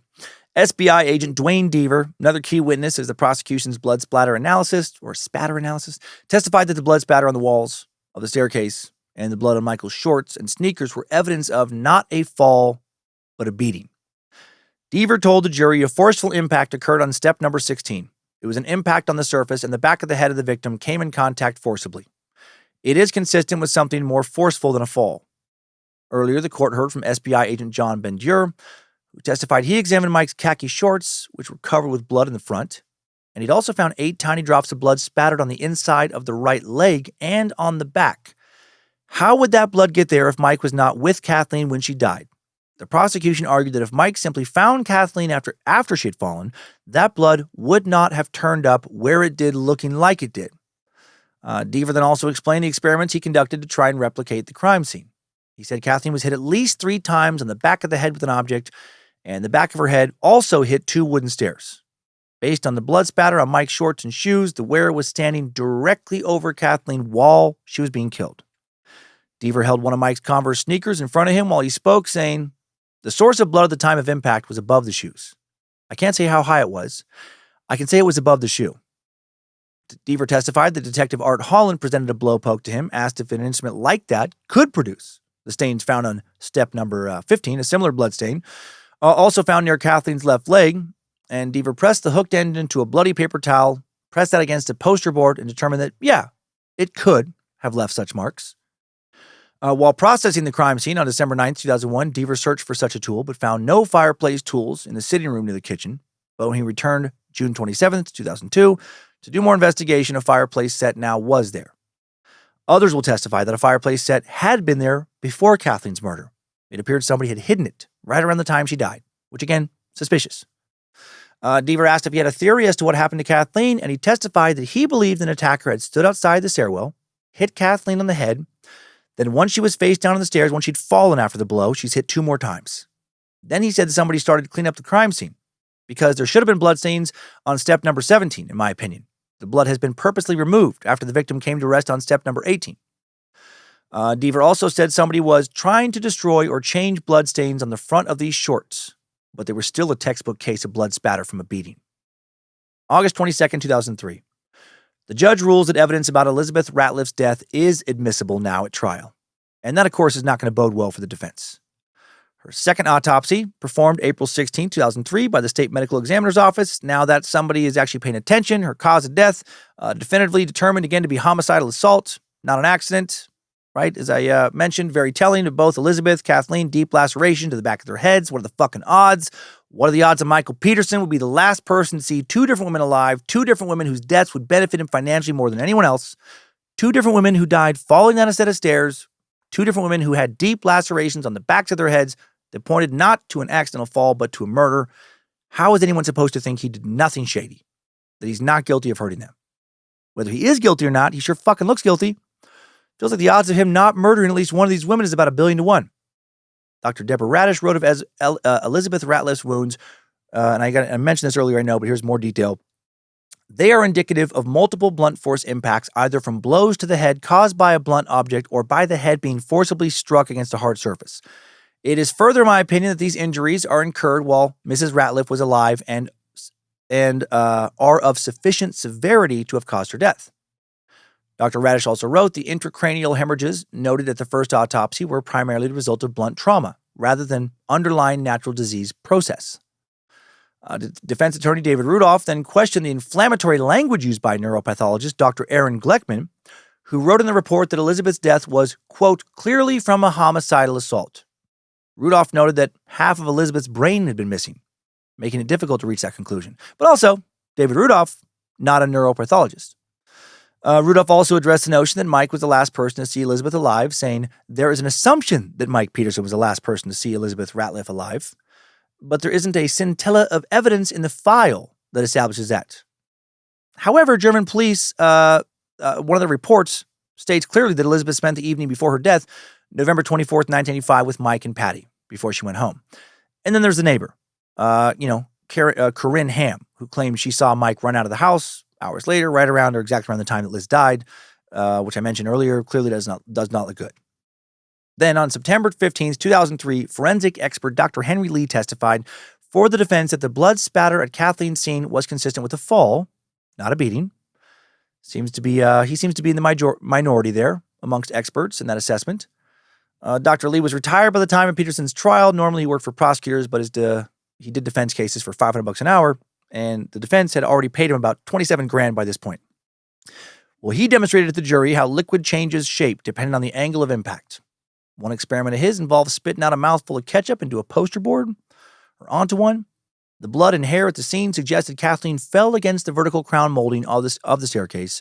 Dr. Lee found 11 partial fingerprints and palm prints in the blood in that area, meaning Kathleen might have tried to stand up or just was fucking struggling with an attacker. Blood on her feet indicated she did stand up at some point. Might have hit the wall in the stairwell, a metal chairlift on the wall. Might have shaken her head, caused her hair to fling blood around the space. Might have coughed up blood against a wall, but Dr. Lee said he could not give an exact sequence of events. Lot of might-haves. I mean, who fucking knows? She might have bashed herself in the head. Might have done it to herself. Might have just hit herself in the head until she was good and bloody. And then she might have, raced up and down the stairs, jumping up and down, howling at the moon, shaking her head around, all while listening to Motley Crue's Kickstart My Heart at full blast until she passed out and then died from blood loss.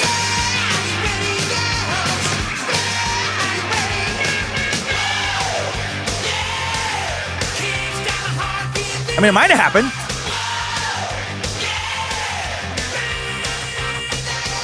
I fucking love that song. I highly doubt that happened. Now let's talk more about what was supposed to be, but never really became the smoking gun of this case.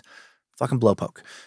September 23rd, 2003, David Rudolph surprised the court with a blowpoke from the Petersons' garage.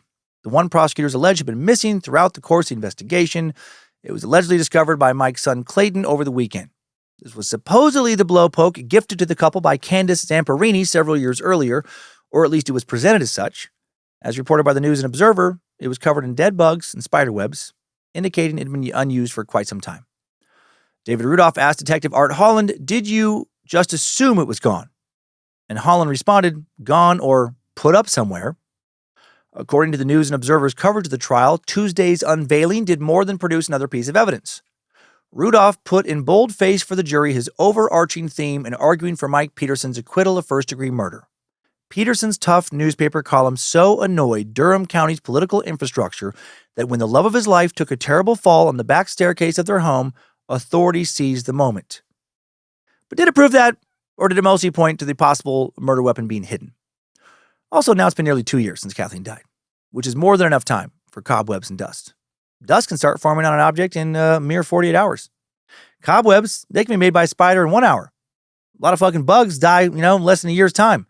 So Mike could have used this blowpoke to kill Kathleen, then he could have hidden it. Nearly 2 years later, could have been found, covered in dust, cobwebs, dead bugs. This presentation feels like a big nothing burger to me. Years later, former DA Jim Hardin said in a 2019 interview with the Durham Herald-Sun that he doesn't believe the blowpoke presented by the defense was actually the blowpoke that Kathleen's sister had given her. Hardin noted that the house was searched multiple times. It was never found. And check this out. About 3 weeks after this trial ended, Hardin said his office received a call from a federal prosecutor's office. A woman from Vermont had called to report that a man named Michael Peterson ordered 3 blowpokes from her before the blowpoke was introduced at trial. And she provided the shipping order as proof. That's suspicious. 2004, the Herald-Sun would report that the blowpoke shown at trial was actually a different blowpoke, ordered from a different shop in Maine. Manager Alicia McGuire told the Herald Sun in 2004 that a man identifying himself as Mike Peterson left a message, said he needed 2 blowpokes immediately. They cost $82.50 each, were shipped by overnight air. They were made in China, not antiques. Why would Mike Peterson need these additional blowpokes? Well, he would tell the BBC years later that the blowpokes were ordered to show the jury it could not have been the murder weapon, but then the real blowpoke showed up. Okay. 2003, David Rudolph told the News and Observer he had planned to use one of the extra blowpokes Michael ordered as a prop in his closing arguments. He was going to smash it over the head of a mannequin to show how mangled the blowpoke would be in contrast to the undamaged blowpoke found in the garage. Okay, all right, I see the line of logic. But in the end, the blowpoke's too dissimilar to make an effective demonstration. So much fucking blowpoke talk. For me, the blowpoke being the murder weapon or not being the murder weapon, it doesn't matter, in light of everything else pointing to Michael's guilt. I feel like it mostly it's just become a big distraction. Something that, people jurors can get lost in the weeds on. ADA Frida Black's closing argument is presented in the Staircase documentary. And she said in part, "You need to keep in mind we're not dealing with the average individual here. We're dealing with a fictional writer. Some people even say he's a good fictional writer." I love that shade. Some people, not me, think he's good. He is a person who knows how to create a fictional plot. And then there's Brad. Do you really believe that Kathleen knew that Mr. Peterson was bisexual? Does that make common sense to you? That it was okay with her for him to, okay with her to go to work while he stayed at home and communicated by email and telephone with people he was planning on having sex with? And this is not just a computer relationship. I asked Brad what they were going to do, and he told you. I don't mean to offend anybody, but he said they were going to have anal sex. The only loophole. The only reason that meeting didn't take place was because of Brad. It wasn't because of Mr. Peterson. He was fired up and ready to go. He was hard ass fuck. She didn't say that. I added that. And you honestly believe that Kathleen Peterson knew about that, would have approved of that. And it wasn't just Brad. You saw the rest of the things on his computer. Once again, these things are so filthy, we can't even show them on TV. Filth, pure filth. This isn't people involved in a relationship. This is just any which way. This is called hardcore porn. Do you think she approved of this type of activity while she's off at work or sleeping? I don't actually. David Rudolph then said in his closing argument for the defense, and so the real issue in this case is not whether we have proven that Kathleen Peterson died as a result of an accident. That's not our burden. The real issue, the one that you need to focus on, is whether the state has proven beyond a reasonable doubt with proof that fully satisfies and entirely convinces you that on the morning of December 9th, 2001, Michael Peterson beat Kathleen Peterson to death with a blowpoke in the narrow stairway that all of you saw just a few weeks ago. Dude was really zeroing in on that blowpoke. Rudolph emphasized that reasonable doubt in this case, like the fact that the murder weapon was never found, that there is reasonable doubt because there's no credible motive, which is not true, in my opinion. In his 2023 interview with Attorney at Law magazine, Michael said about the evidence presented at trial, what happened in that trial could not happen today. It's just simply not possible for Hardin and Frida racing around showing these pictures. He's guilty because he's bisexual. Try that one today in court. It's not going to happen. You can't shame anybody out of anything. And the one that I blame is Judge Orlando Hudson, who is a good liberal Democrat. I'm a good liberal Democrat, but I spent 8 years in prison because that asshole did not make correct judicial decisions. Michael was asked if Kathleen knew he was bisexual, and he responded, this is huge, quote, "Kathleen and I never talked about my bisexuality, but there was a silent understanding." Get the fuck out of here. No way. I don't buy that for a second, that a Southern woman in the 90s, a socialite, a debutante of sorts, if you will, is going to be cool without ever needing to discuss it even one time, that her husband is fucking dudes at the YMCA steam room while she's at work. Bullshit. No, they didn't discuss it because Mike knew she wasn't going to be cool with it. Mike said about the testimony concerning the death of Elizabeth Ratliff, I think a lot of it had to do with Liz. We are watching the TV and they're at the graveyard, and then they bring the body back and it's filmed all the way. It didn't have any effect on the jury. Are you kidding me? That and the homophobia. Here are the photographs of Liz in the coffin. And the filth. Hell, I would have probably convicted me. And he laughed. Michael also discussed his regrets, saying, I wish I'd testified. Jury consultant Margie Fargo was saying to Rudolph, you need to personalize Mike, need to bring him alive here, put his family on, let his children say what they have to say. David didn't want to do that. He thought we won on the basics, on the merits of his arguments, and he did. But the jury went the other way. David Rudolph wrote to the Attorney at Law magazine in July of 2023, when the prosecutor wants to convict someone and is permitted to go beyond what should be allowed, no one's safe. We all felt their experts had been neutralized by cross-examination and by our experts. And most importantly, if Mike or any of his children testified, his bisexuality, his double life, and the death in Germany would have been rehashed ad nauseum by the prosecutor. And of course, Michael had lied about his Purple Heart in Vietnam during the mayor race, which was exposed. Mike as a liar would have become a new theme for the prosecutors. Hindsight's blind. I believe to this day that the right decision was made. I don't believe his testimony could or would have made a difference in the end. The trial wasn't fair. Irrelevant and prejudicial evidence was allowed. That's why Mike was found guilty. He never should have been. October 10th, 2003. After 4 days of deliberation, Michael Peterson was indeed found guilty of first-degree murder. His daughters, Margaret and Martha, began to cry after the verdict is read. His brothers and sons are stunned into silence. His stepdaughter, fucking relieved. Judge Orlando Hudson instructed Mike to stand up, asked him if he wanted to say anything before sentencing, and he just turned to his family and said, "It's okay. It's okay. It's okay. It's okay." And then he was sentenced to life in prison without parole. As he was escorted out of court, he told his family, "It's all right. It's all right."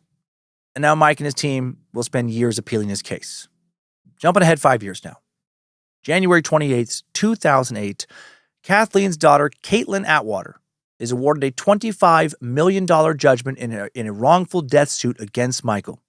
So now a second court feels that Kathleen's death was not an accident and that Michael had killed her. Later that year, August 21st, 2008, an attorney and friend and neighbor of Michael's named Larry Pollard held a news conference where he presented the infamous owl theory, arguing the evidence showed Kathleen died after she had been viciously attacked by a wild owl. And I'm going to admit, when I first saw this presented in the docu-series, they almost fucking had me. They almost had me totally convinced that an owl really did Kathleen. But looking further into this, I do find it beyond absurd. Pollard, who still stands behind his findings today, is a lifelong hunter. He feels his knowledge of animal tracks and bleeding patterns helped him identify that Kathleen was, in his opinion, murdered by one of those damn sky Vikings, the infamous barred owl. A creature that, for those of you familiar with my stand-up, know I'm a fan of. They are a formidable bird of prey with their sharp talons and hooked beaks, and they're very powerful. Woo! But do they actually kill human beings? From what I've been able to gather online, and I have looked at a lot of places, no human has ever been definitively killed by a barred owl. Like, not fucking one in recorded human history. And not even close. No one's even been, seriously wounded. And I should add, the defense never claimed that the owl killed Kathleen directly. The defense claimed, I think, something even more ridiculous, that the owl attacked Kathleen, cut her head up real bad with his talons, and that in a frantic bid to get away from this barred owl, she ran into the house, she fell down the stairs, hurt herself further, and then she died. That's quite the theory. I've seen pics of people's wounds left by barred owl attacks online, like the head wounds of Kirsten Matheson, a young woman in Washington State who was attacked twice, actually, by a barred owl in 2022. And she was left bloodied, but like a little bit bloodied. Little tiny lacerations. Nothing like what happened to Kathleen. Not even close. The wounds don't even look remotely related. I found pics of other people attacked by barred owls, and again, tiny lacerations. Not a lot of bleeding. Nothing compared to the kind of blood found around Kathleen in the stairs. Pollard said at the conference regarding his owl theory, the district attorney's office dismissed it as absurd. Yeah, because it's fucking dumb as shit. Citing the absence of feathers, and most people labeled it as ridiculous. Always the same question was asked by authorities in the press, where are the feathers? I think there was more questions than that. And then he said, well, folks, we are today announcing the feather has been found. And yes, according to an SBI report, microscopic parts of feathers, as in 3, some sources say 3, some sources say 1, teeny tiny feather parts, found among some hair clutched in Kathleen's left hand. Pollard dismissed the possibility that the feather or feathers could have been goose down from a pillow or comforter, but they could have been, because those feathers were never tested to conclusively match to an owl. Still, Pollard believes an owl imprinted on the Petersons' reindeer lawn ornaments, which were kept in storage. Remember, Kathleen died around Christmas time. Barred owls were seen around the Forest Hills neighborhood and were known to occasionally attack small dogs. Pollard suspected the owl lived in the barn on the Peterson property where the lawn ornaments were normally stored. And when Kathleen went to the barn to get the decorations, the owl felt threatened and attacked, viciously. Pollard believed an owl swooped down on Kathleen outside, sank its talons in the back of her head. The impact knocked her down. She got up. She ran inside. She was intoxicated, but not really, because her BAC, revealed that she was far from drunk. But he said she was. He said she was drunk and injured. She eventually lost consciousness inside the house from all of the fucking blood loss from this never-before-seen-in-history level of owl attack. And then came into the house, fell down the fucking stairs, then woke up, and then, fell down the stairs again. What the hell? I can't find an example of anyone being cut so badly by an owl that they passed out from blood loss. Nonsense. Pollard theorized that she stood up once or twice, causing the blood to spatter like it did in the staircase. It fell down, eventually bled to death. 2 months after the Supreme Court upheld Mike's conviction, Mike had called Larry Pollard. Local TV station aired a story about 2 businessmen attacked by an owl, and the attack was caught on camera. Mike encouraged Pollard to push ahead with the theory, maybe even planted the theory in his head, I wonder. One of the victims was Chris Cox, who attended the news conference. Pollard showed him autopsy photos that made him question whether Kathleen's injuries were caused by a poker or a blowpoke. Cox said, "In my opinion, something doesn't add up. I believe an owl can do some serious damage." Shut the fuck up, Cox. Cox was not badly wounded. He didn't bleed all over the place. Come on, Cox. Fuck is wrong with these global people? DA David Sachs said, "It still seems to us that this is a far-fetched theory to say the least. To me, it's not consistent with all the evidence at the scene." Pollard told the News and Observer, "People question why I spend so much time on this case. But I spent a lot of time uncovering evidence indicating that Mr. Peterson is an innocent man. I've assembled what I believe is a very credible and truthful description of what actually happened to Mrs. Peterson and her demise." I picture him wearing a fucking owl hat when he's saying this, like a weird owl costume type situation, and looking very stoic, just wearing a ridiculous owl costume. Michael Peterson told the News and Observer in 2021, "That man has suffered more than anybody except me during my trial and afterwards." What, has he? He was ridiculed, dismissed as a lunatic. And then it came out, wait a minute, there might be more to this. He said about the owl theory, "I was in prison when Pollard sent me a photograph of the autopsy with owl talons. When I saw," that's how he talks in my mind, kind of like the fucking rich guy on oh my God, Gilligan's Island. "When I saw those talons, my God." It's been so long, I just thought of this. It's not my notes, but since that episode about the fucking guy with a fake identity who, it's a Peach Melba kind of night, whoever that guy was. He reminds me of that. "When I saw those talons, my God, had that been brought up at the trial, there probably would have been reasonable doubt." Would there have been? David Rudolph also said he would have presented the owl theory at retrial to establish reasonable doubt. Some think the owl followed Kathleen into the house, continued to attack her, but Michael said, "I was there. I saw no feathers. Todd saw no feathers. EMS emergency people, they saw no feathers." Also, Mike, no one ever saw Kathleen be attacked. No one heard her scream out in the yard, as one would do if they were being attacked by a fucking vicious owl assassin. Why wasn't there a bunch of blood in the yard from this unprecedented owl attack? Well, there wasn't. There was a few droplets, nothing more. On a true crime subreddit, I was checking other people's opinions, and Too Thick for This posted, "Ecologists chiming in, this is the most absurd thing I've ever heard. Owls, 1, rarely end up in houses. 2, rarely attack people. 3, could not possibly inflict that damage. Try to find a single fatal owl attack on an adult human." I did. Too Thick for This. I couldn't. And on the same subreddit, RadRacer28 posted, "Blood spatter on the interior of Michael Peterson's shorts and fractured thyroid cartilage that would have occurred via strangulation are what dispel the owl theory. Michael Peterson killing his wife, not an owl, is how you know an owl didn't do it." Yeah, I'm not buying the barred owl theory for a second. Moving on. Well, this time. I did kind of fall for it before. Moving on now. Right after one more thing about the barred owl. Did you know that barred owls are the descendants of dinosaurs? Dinosaur bones. Uh-huh. We want to see them. Dinosaur bones. Yeah, where can we see them?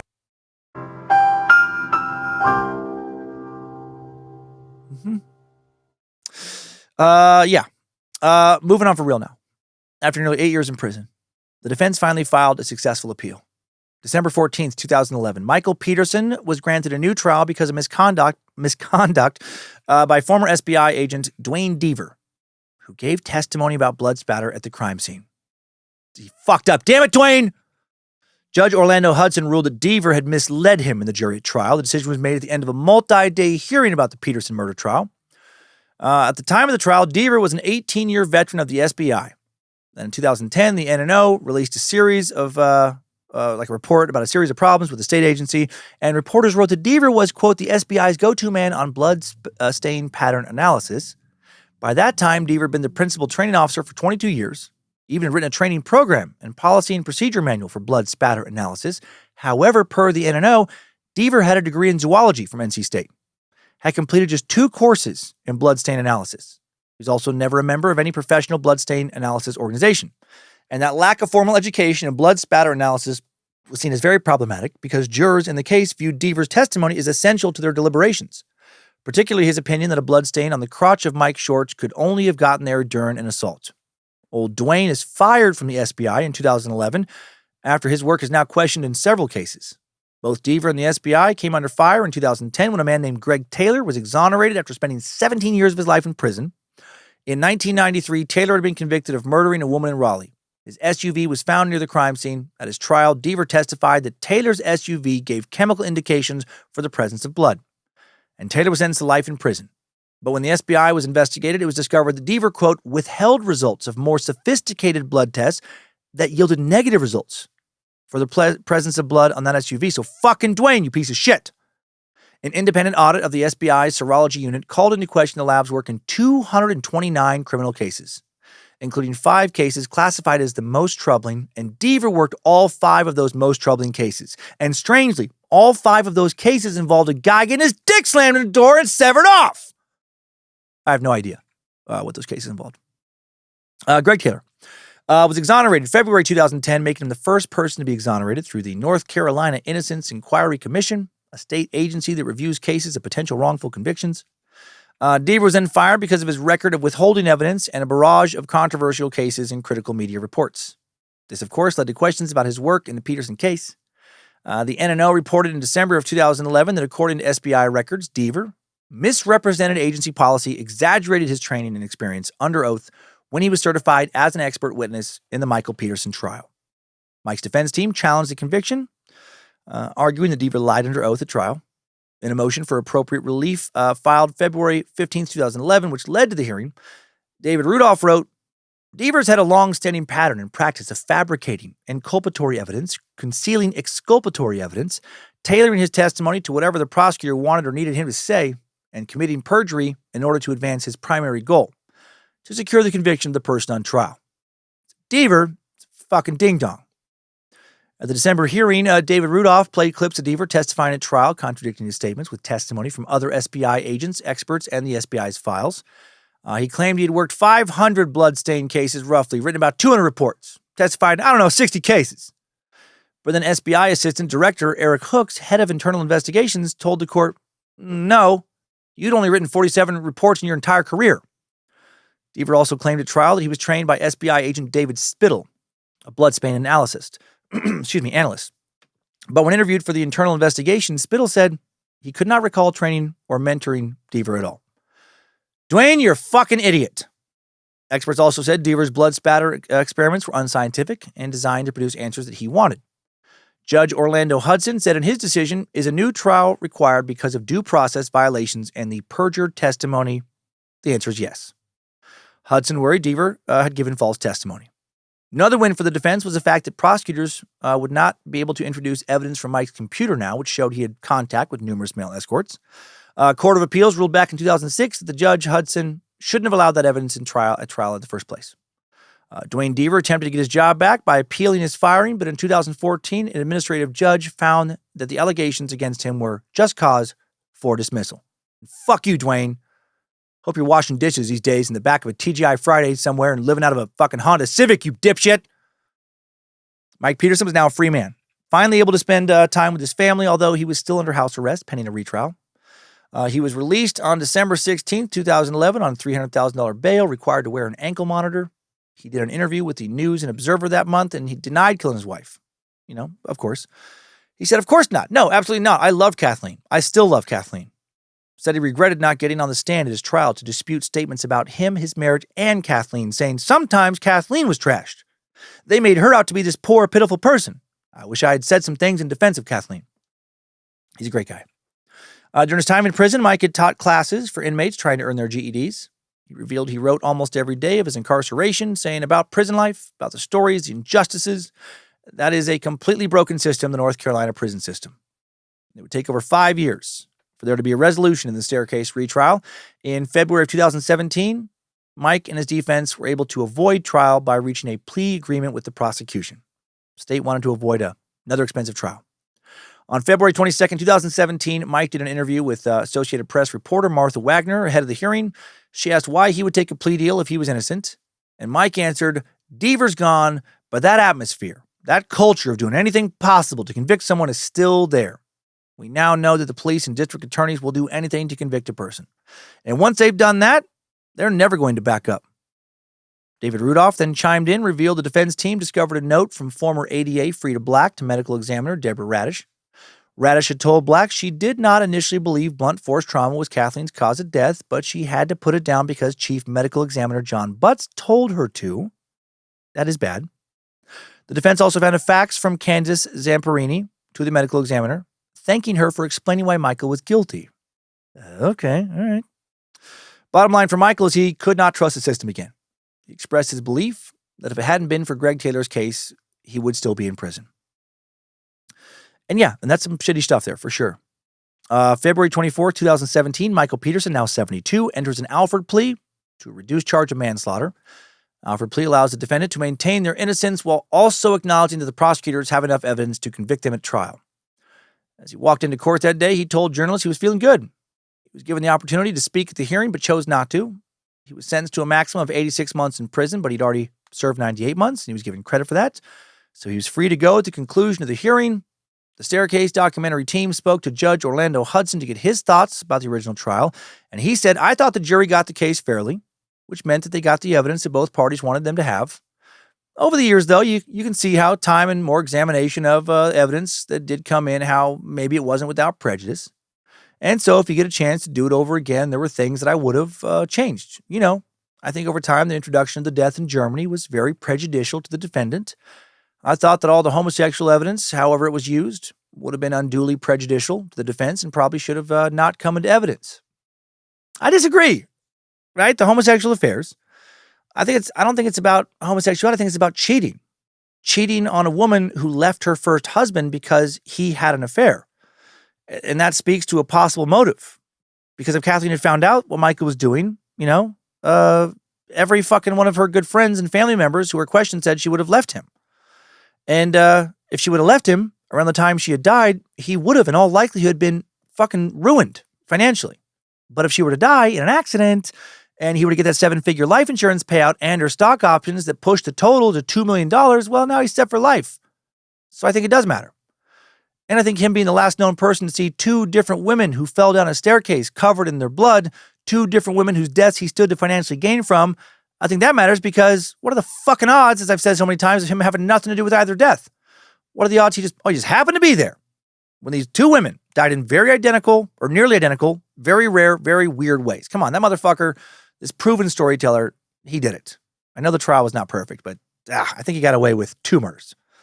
Michael spoke to the press after the hearing saying he was a victim forced to seek justice at a, quote, crooked table where law enforcement stacked the odds against him. He announced plans to travel out of the state to visit grandkids, brothers, daughters, not a sister because she thinks he's a piece of shit.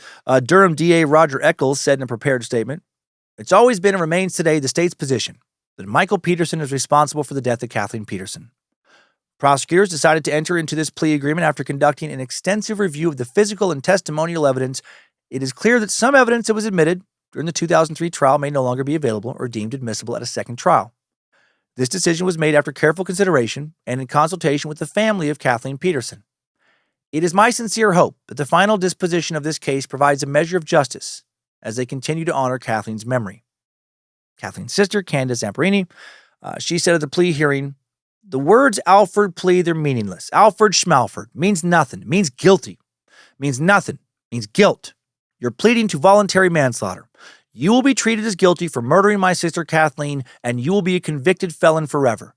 This hearing today is as close to justice as anything I think can be found.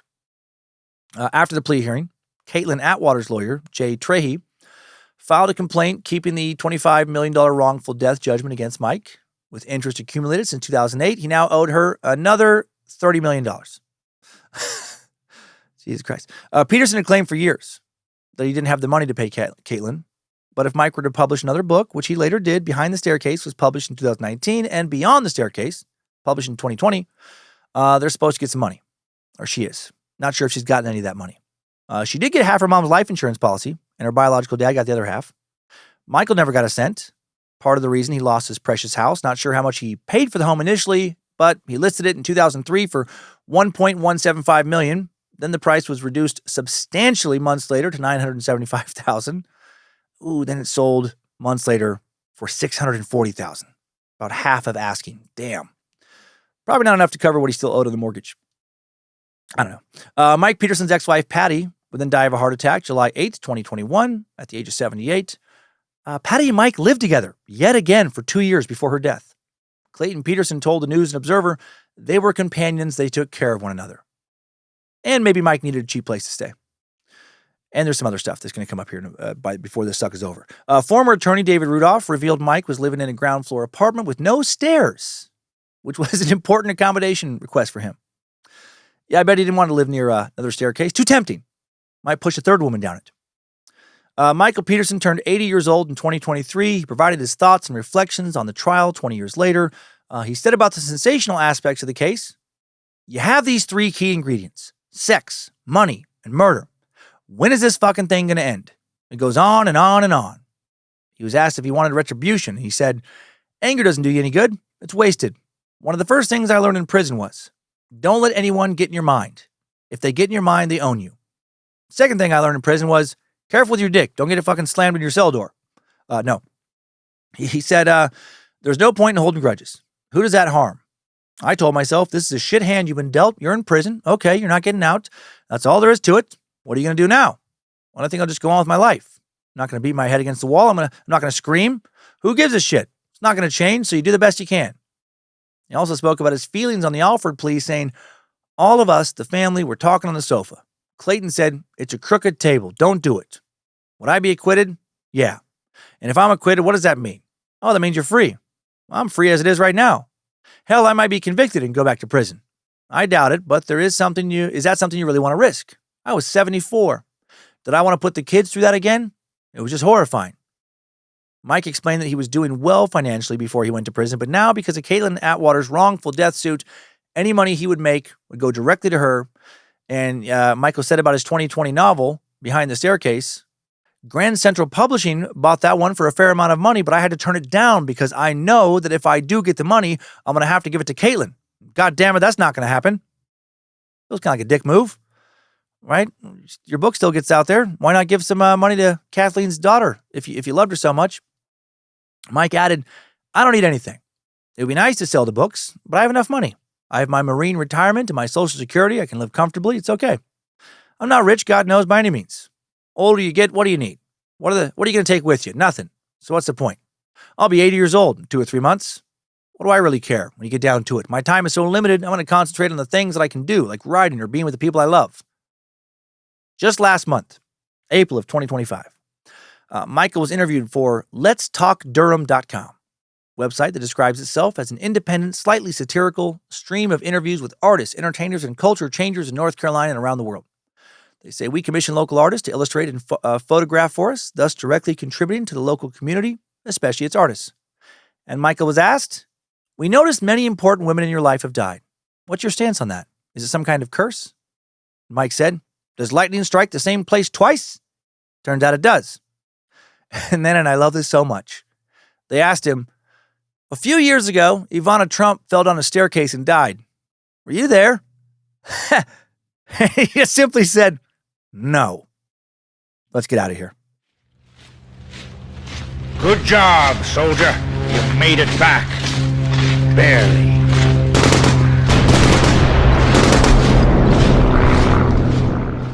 So what do you think?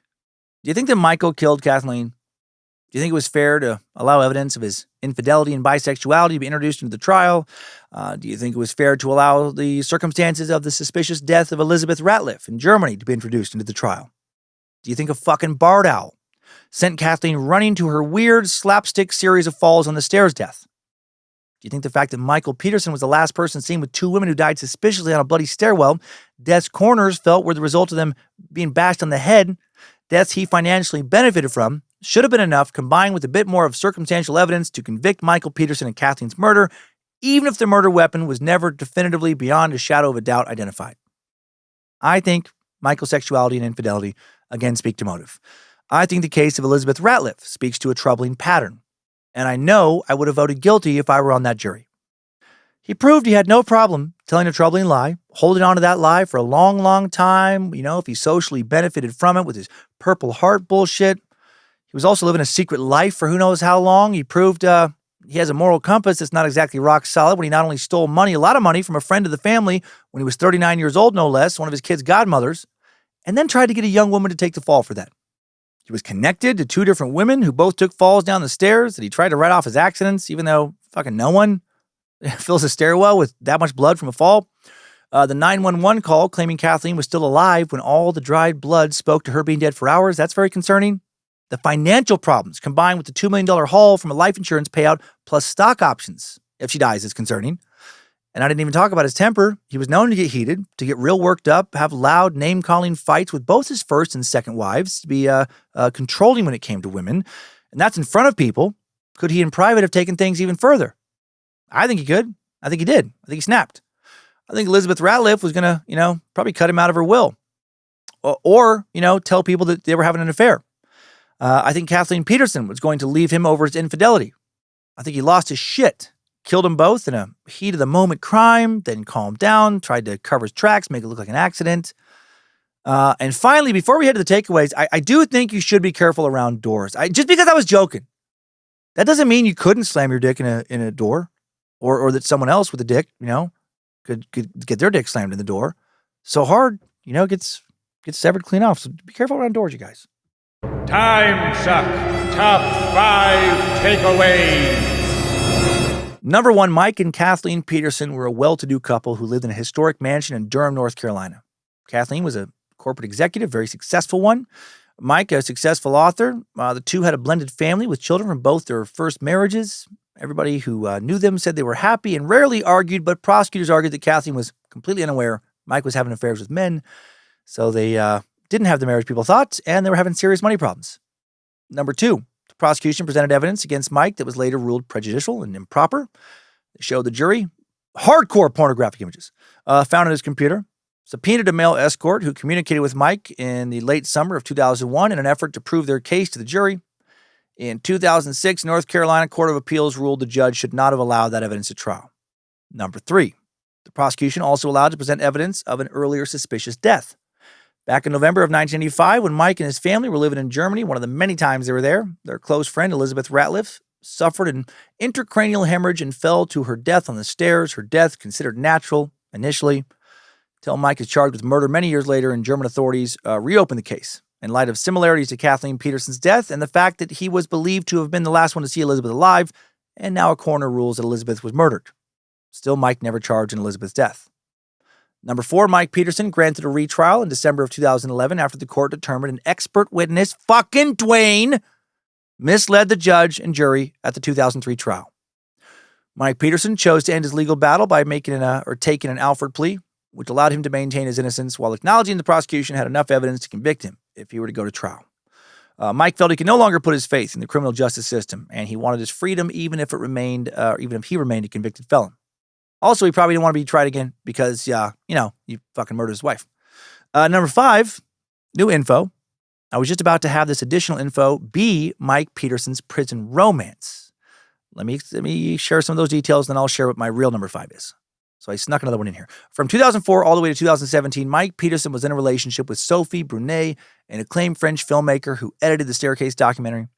She was inspired to reach out to him after he was sentenced to life without parole in October of 2003. I fucking did not understand why she did this. Still don't. Didn't understand when I first watched this.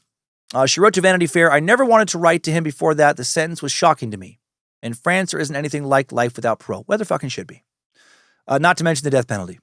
To me, it was like putting someone alive in a coffin. I was affected by the cruelty and what I saw as a miscarriage of justice. So I decided to write Michael to offer to send him some books, which I did relentlessly while he was in jail. Mike, who is 17 years older than Sophie, responded to her letters. They established a regular correspondence between Paris and North Carolina, which had turned into an emotional affair. After a year of writing back and forth, Sophie traveled to North Carolina to meet Mike for the first time, and Mike wrote that Sophie was attractive, intelligent, funny, fluent in English, with the most charming accent. She put me at ease immediately with an amusing description of the Red Roof Motel in Rocky Mount where she was staying. Sophie clarified that she actually didn't stay at that motel during her first visit, and that, and I love this, she said, being accurate is not Michael's cup of tea. Oh, it sure isn't. They continue writing. She visited him 3 to 4 times per year. They also exchanged phone calls. She believed in Mike's innocence, sought to prove it to others. She gave thousands of dollars towards Michael's legal fund and pushed the owl theory. She continued to visit Mike after he was released on house arrest in late 2011. They discussed living together in Paris once he got out of prison. And at one point, Michael told his kids he was planning on moving to France. But as Michael wrote, the dream grew ugly tentacles. I was 73, didn't speak French, couldn't afford Paris, and had no friends there. Sophie wrote, Michael was not the man he had pretended he wanted to be. Thought that was interesting. Another insight into his character. And that was originally going to be, again, my 5th takeaway. But then right before I sat down to record, as I was finishing polishing up the research, the gods of the YouTube algorithm sent me a gift. And I was recommended a video posted by Mike's son, Todd Peterson, on December 19th, 2021. Patty, his mom, right, died back in July of 2021. Check this out. Todd opens the video by saying this. I'm literally about to have the worst experience of my entire life. I'm about to call the cops on my father for the murder of my mother, Patricia Peterson. I now today realize that the motivation was money, just like I now believe Kathleen. I didn't really realize it all until I tried to break my sobriety a couple of weeks ago. My own father tried to break my own sobriety. That's actually how I figured out he was a serial killer. Okay, so that's what he says there. He thinks his dad killed his mom now, a 3rd woman. Well, at least with him, he thinks at least 2 women, his mom and Kathleen. And then at the 2-minute and 52-second mark, he says this. Okay, I didn't go to my mom's funeral about 4 months ago. She was my best friend. I was with her when the day she died, I was with her when she died.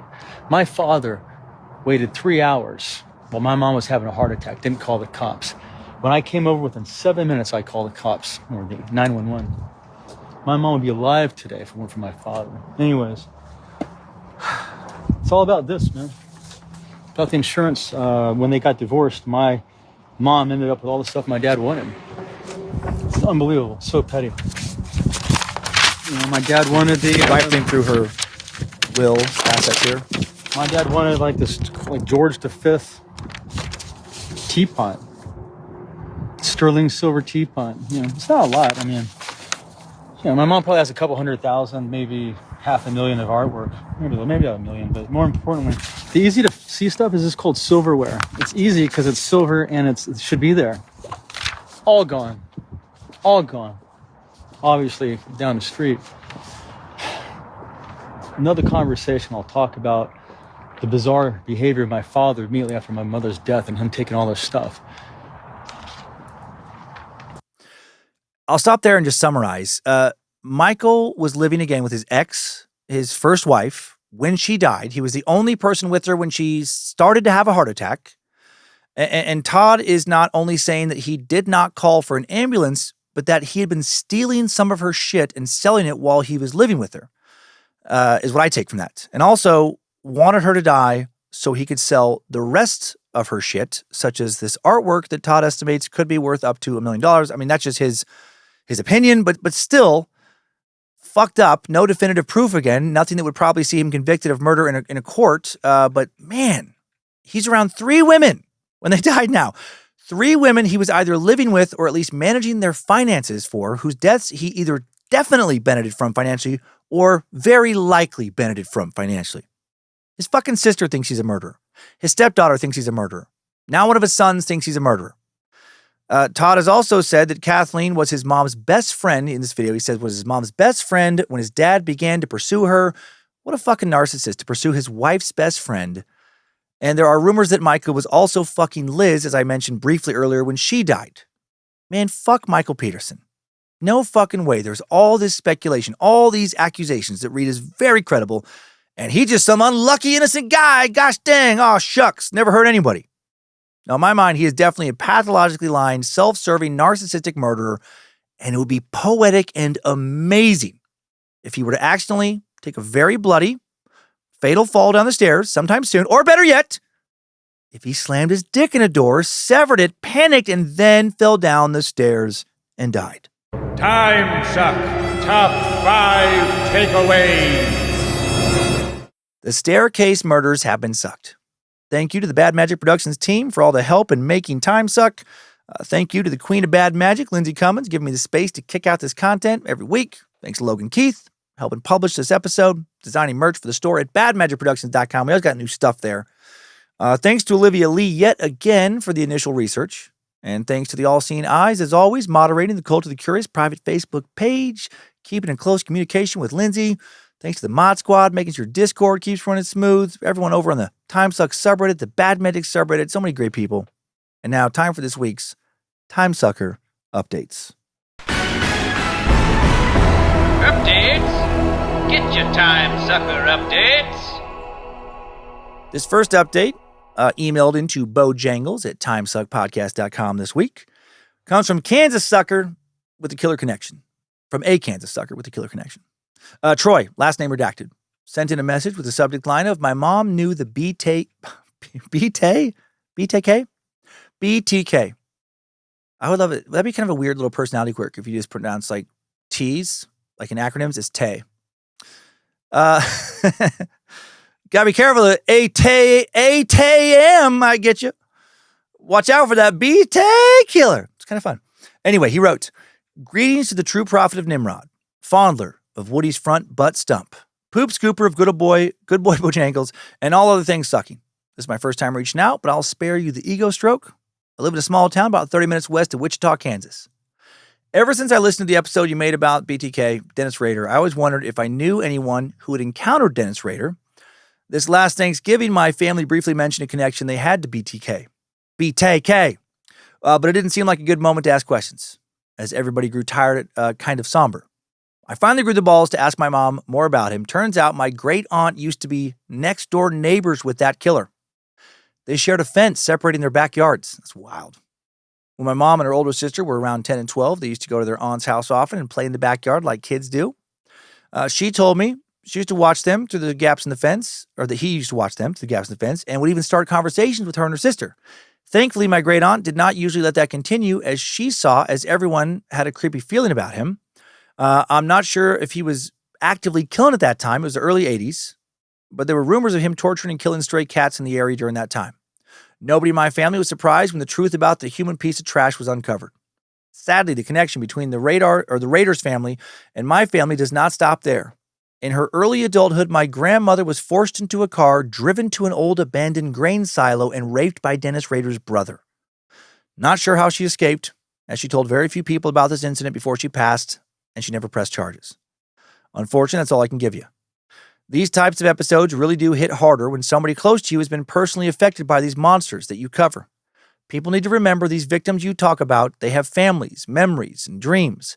I think you do a good job at portraying them as human beings rather than as a statistic. So thank you for that. It makes me sick knowing the type of thoughts that Dennis Rader must have had while watching my own mom and aunt through the fence. If you made it this far, thanks for reading. I do apologize for any poor grammar in this email, as I cheated my way through high school. High school English. Thank you for the amazing work you and the team do. You're truly an inspiration. Hope all is well. Great master sucker. Keep on sucking, Troy. That's wild, Troy. Yeah, what a great reminder. Right? These victims, every bit is real, with all the same kinds of hopes and dreams and desires as the people like yourself hearing these stories. They're not just numbers. And what the fuck was going on in the Rader family for Dennis and a brother to end up as pieces of shit? And yes, he was killing, in all likelihood, in the early 80s, because he was definitely killing in the late 70s, right up to 1979. And then he for sure started to kill again by 1985. So he was for sure already a serial killer who was going to kill again when he was watching your mom and your aunt play in the yards. That's creepy. So glad, obviously, he never targeted them. And now Michael Shepard has some dinosaur updates. You're waiting for that song, weren't you? He sent out an email with a subject line of Edward Cope stories. And he wrote, hello, Dan and the Bad Magic team. I just wanted to share a story about Edward Cope that I heard while getting my Bachelor's of Science in Biology back in the dim and misty. I was doing undergrad research in genetics and herpetology and often enjoy the odd conversations had by the professors I worked with. Once, when all of us were together, they told me about Edward Cope. He was renowned for the volume of his published works, but his rivalry with Marsh was often presented as the way to not do things in academia. That said, apparently he had quite the reputation as a ladies' man, and faced with impotence in his later years, he was rumored to have tried a, shall we say, novel solution. According to the story, he took to injecting formalin into his non-functioning parts.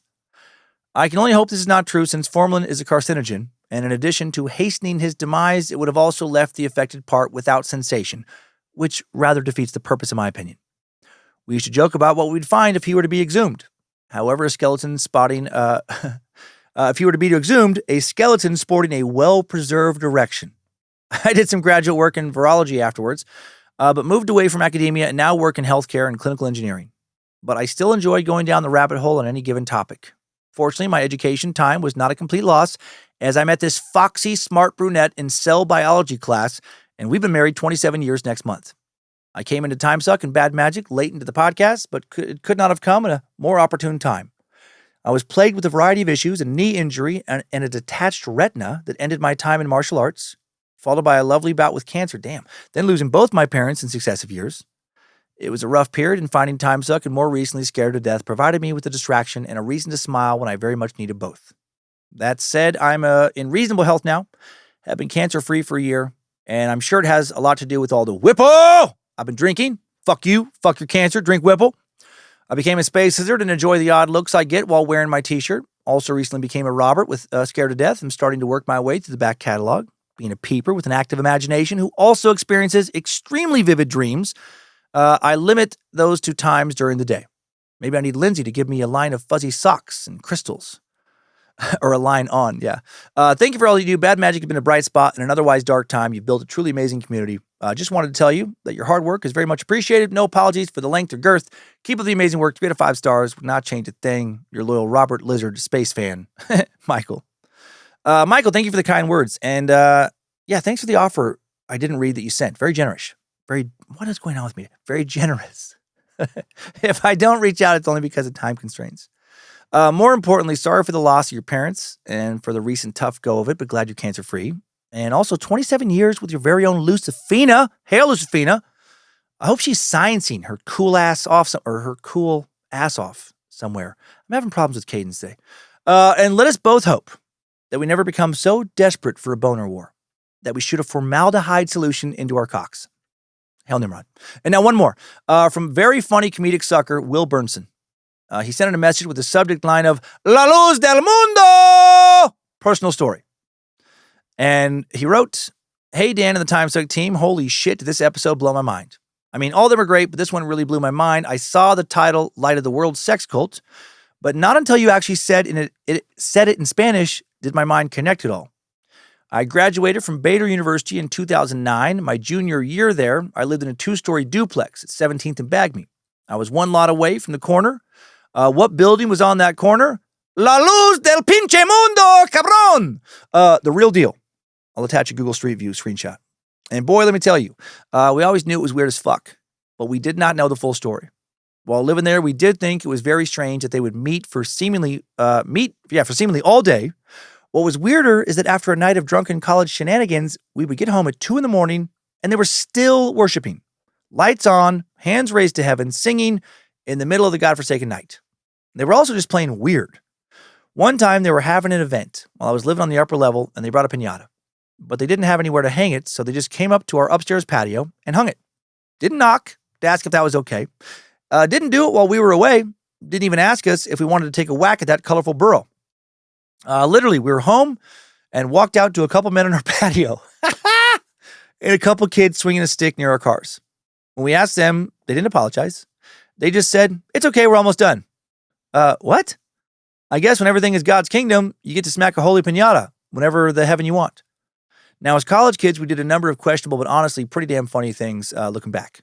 For example, when we would have house parties and needed to pee, my buddies and I would stand on our patio, pee off the side, and have a competition to see who could get their pee stream all the way under the church's parking lot.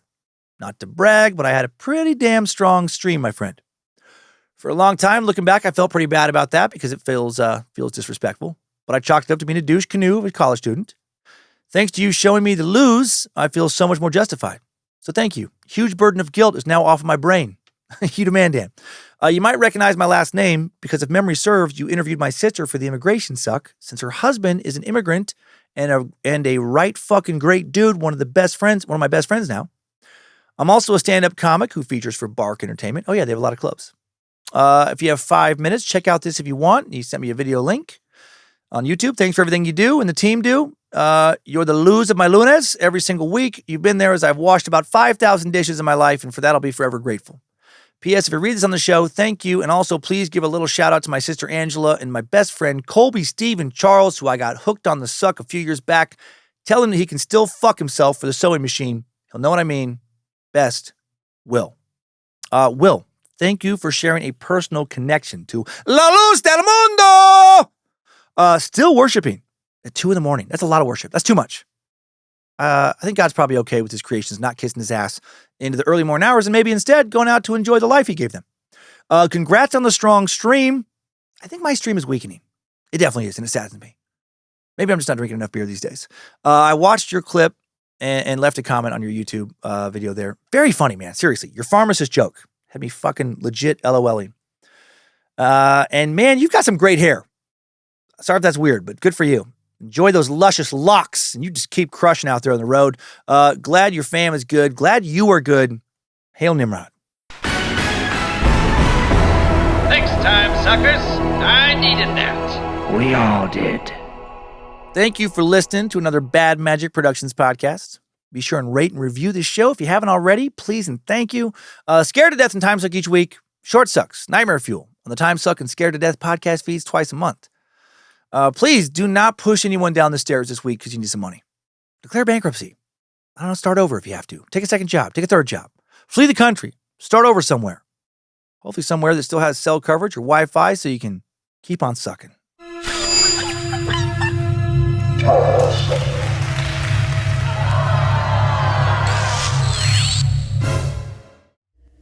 Bad Magic Productions. Have you accidentally slammed your dick in a door hard enough to sever it? Have you ever slammed someone else's dick in a door hard enough to sever it? Have you ever first slammed your dick in a door hard enough to sever it, and then later slammed the person who came to help you's dick in the door hard enough to sever that? And then had the EMTs mix up the dicks and put the wrong too small dick on you? If so, call 1-800-BONER-SLAM to join a class action suit against anyone and everyone making or installing doors that don't have a clear warning printed on them instructing you to be careful when shutting the door so you don't slam your boner and it's severed, which is a very easy thing to do. Happens to a lot of people all the time. Again, call 1-800-BONER-SLAM and get the compensation you deserve. We can't unslam your severed dick, but we can get you cash if you dial 1-800-BONER-SLAM right now, real quick.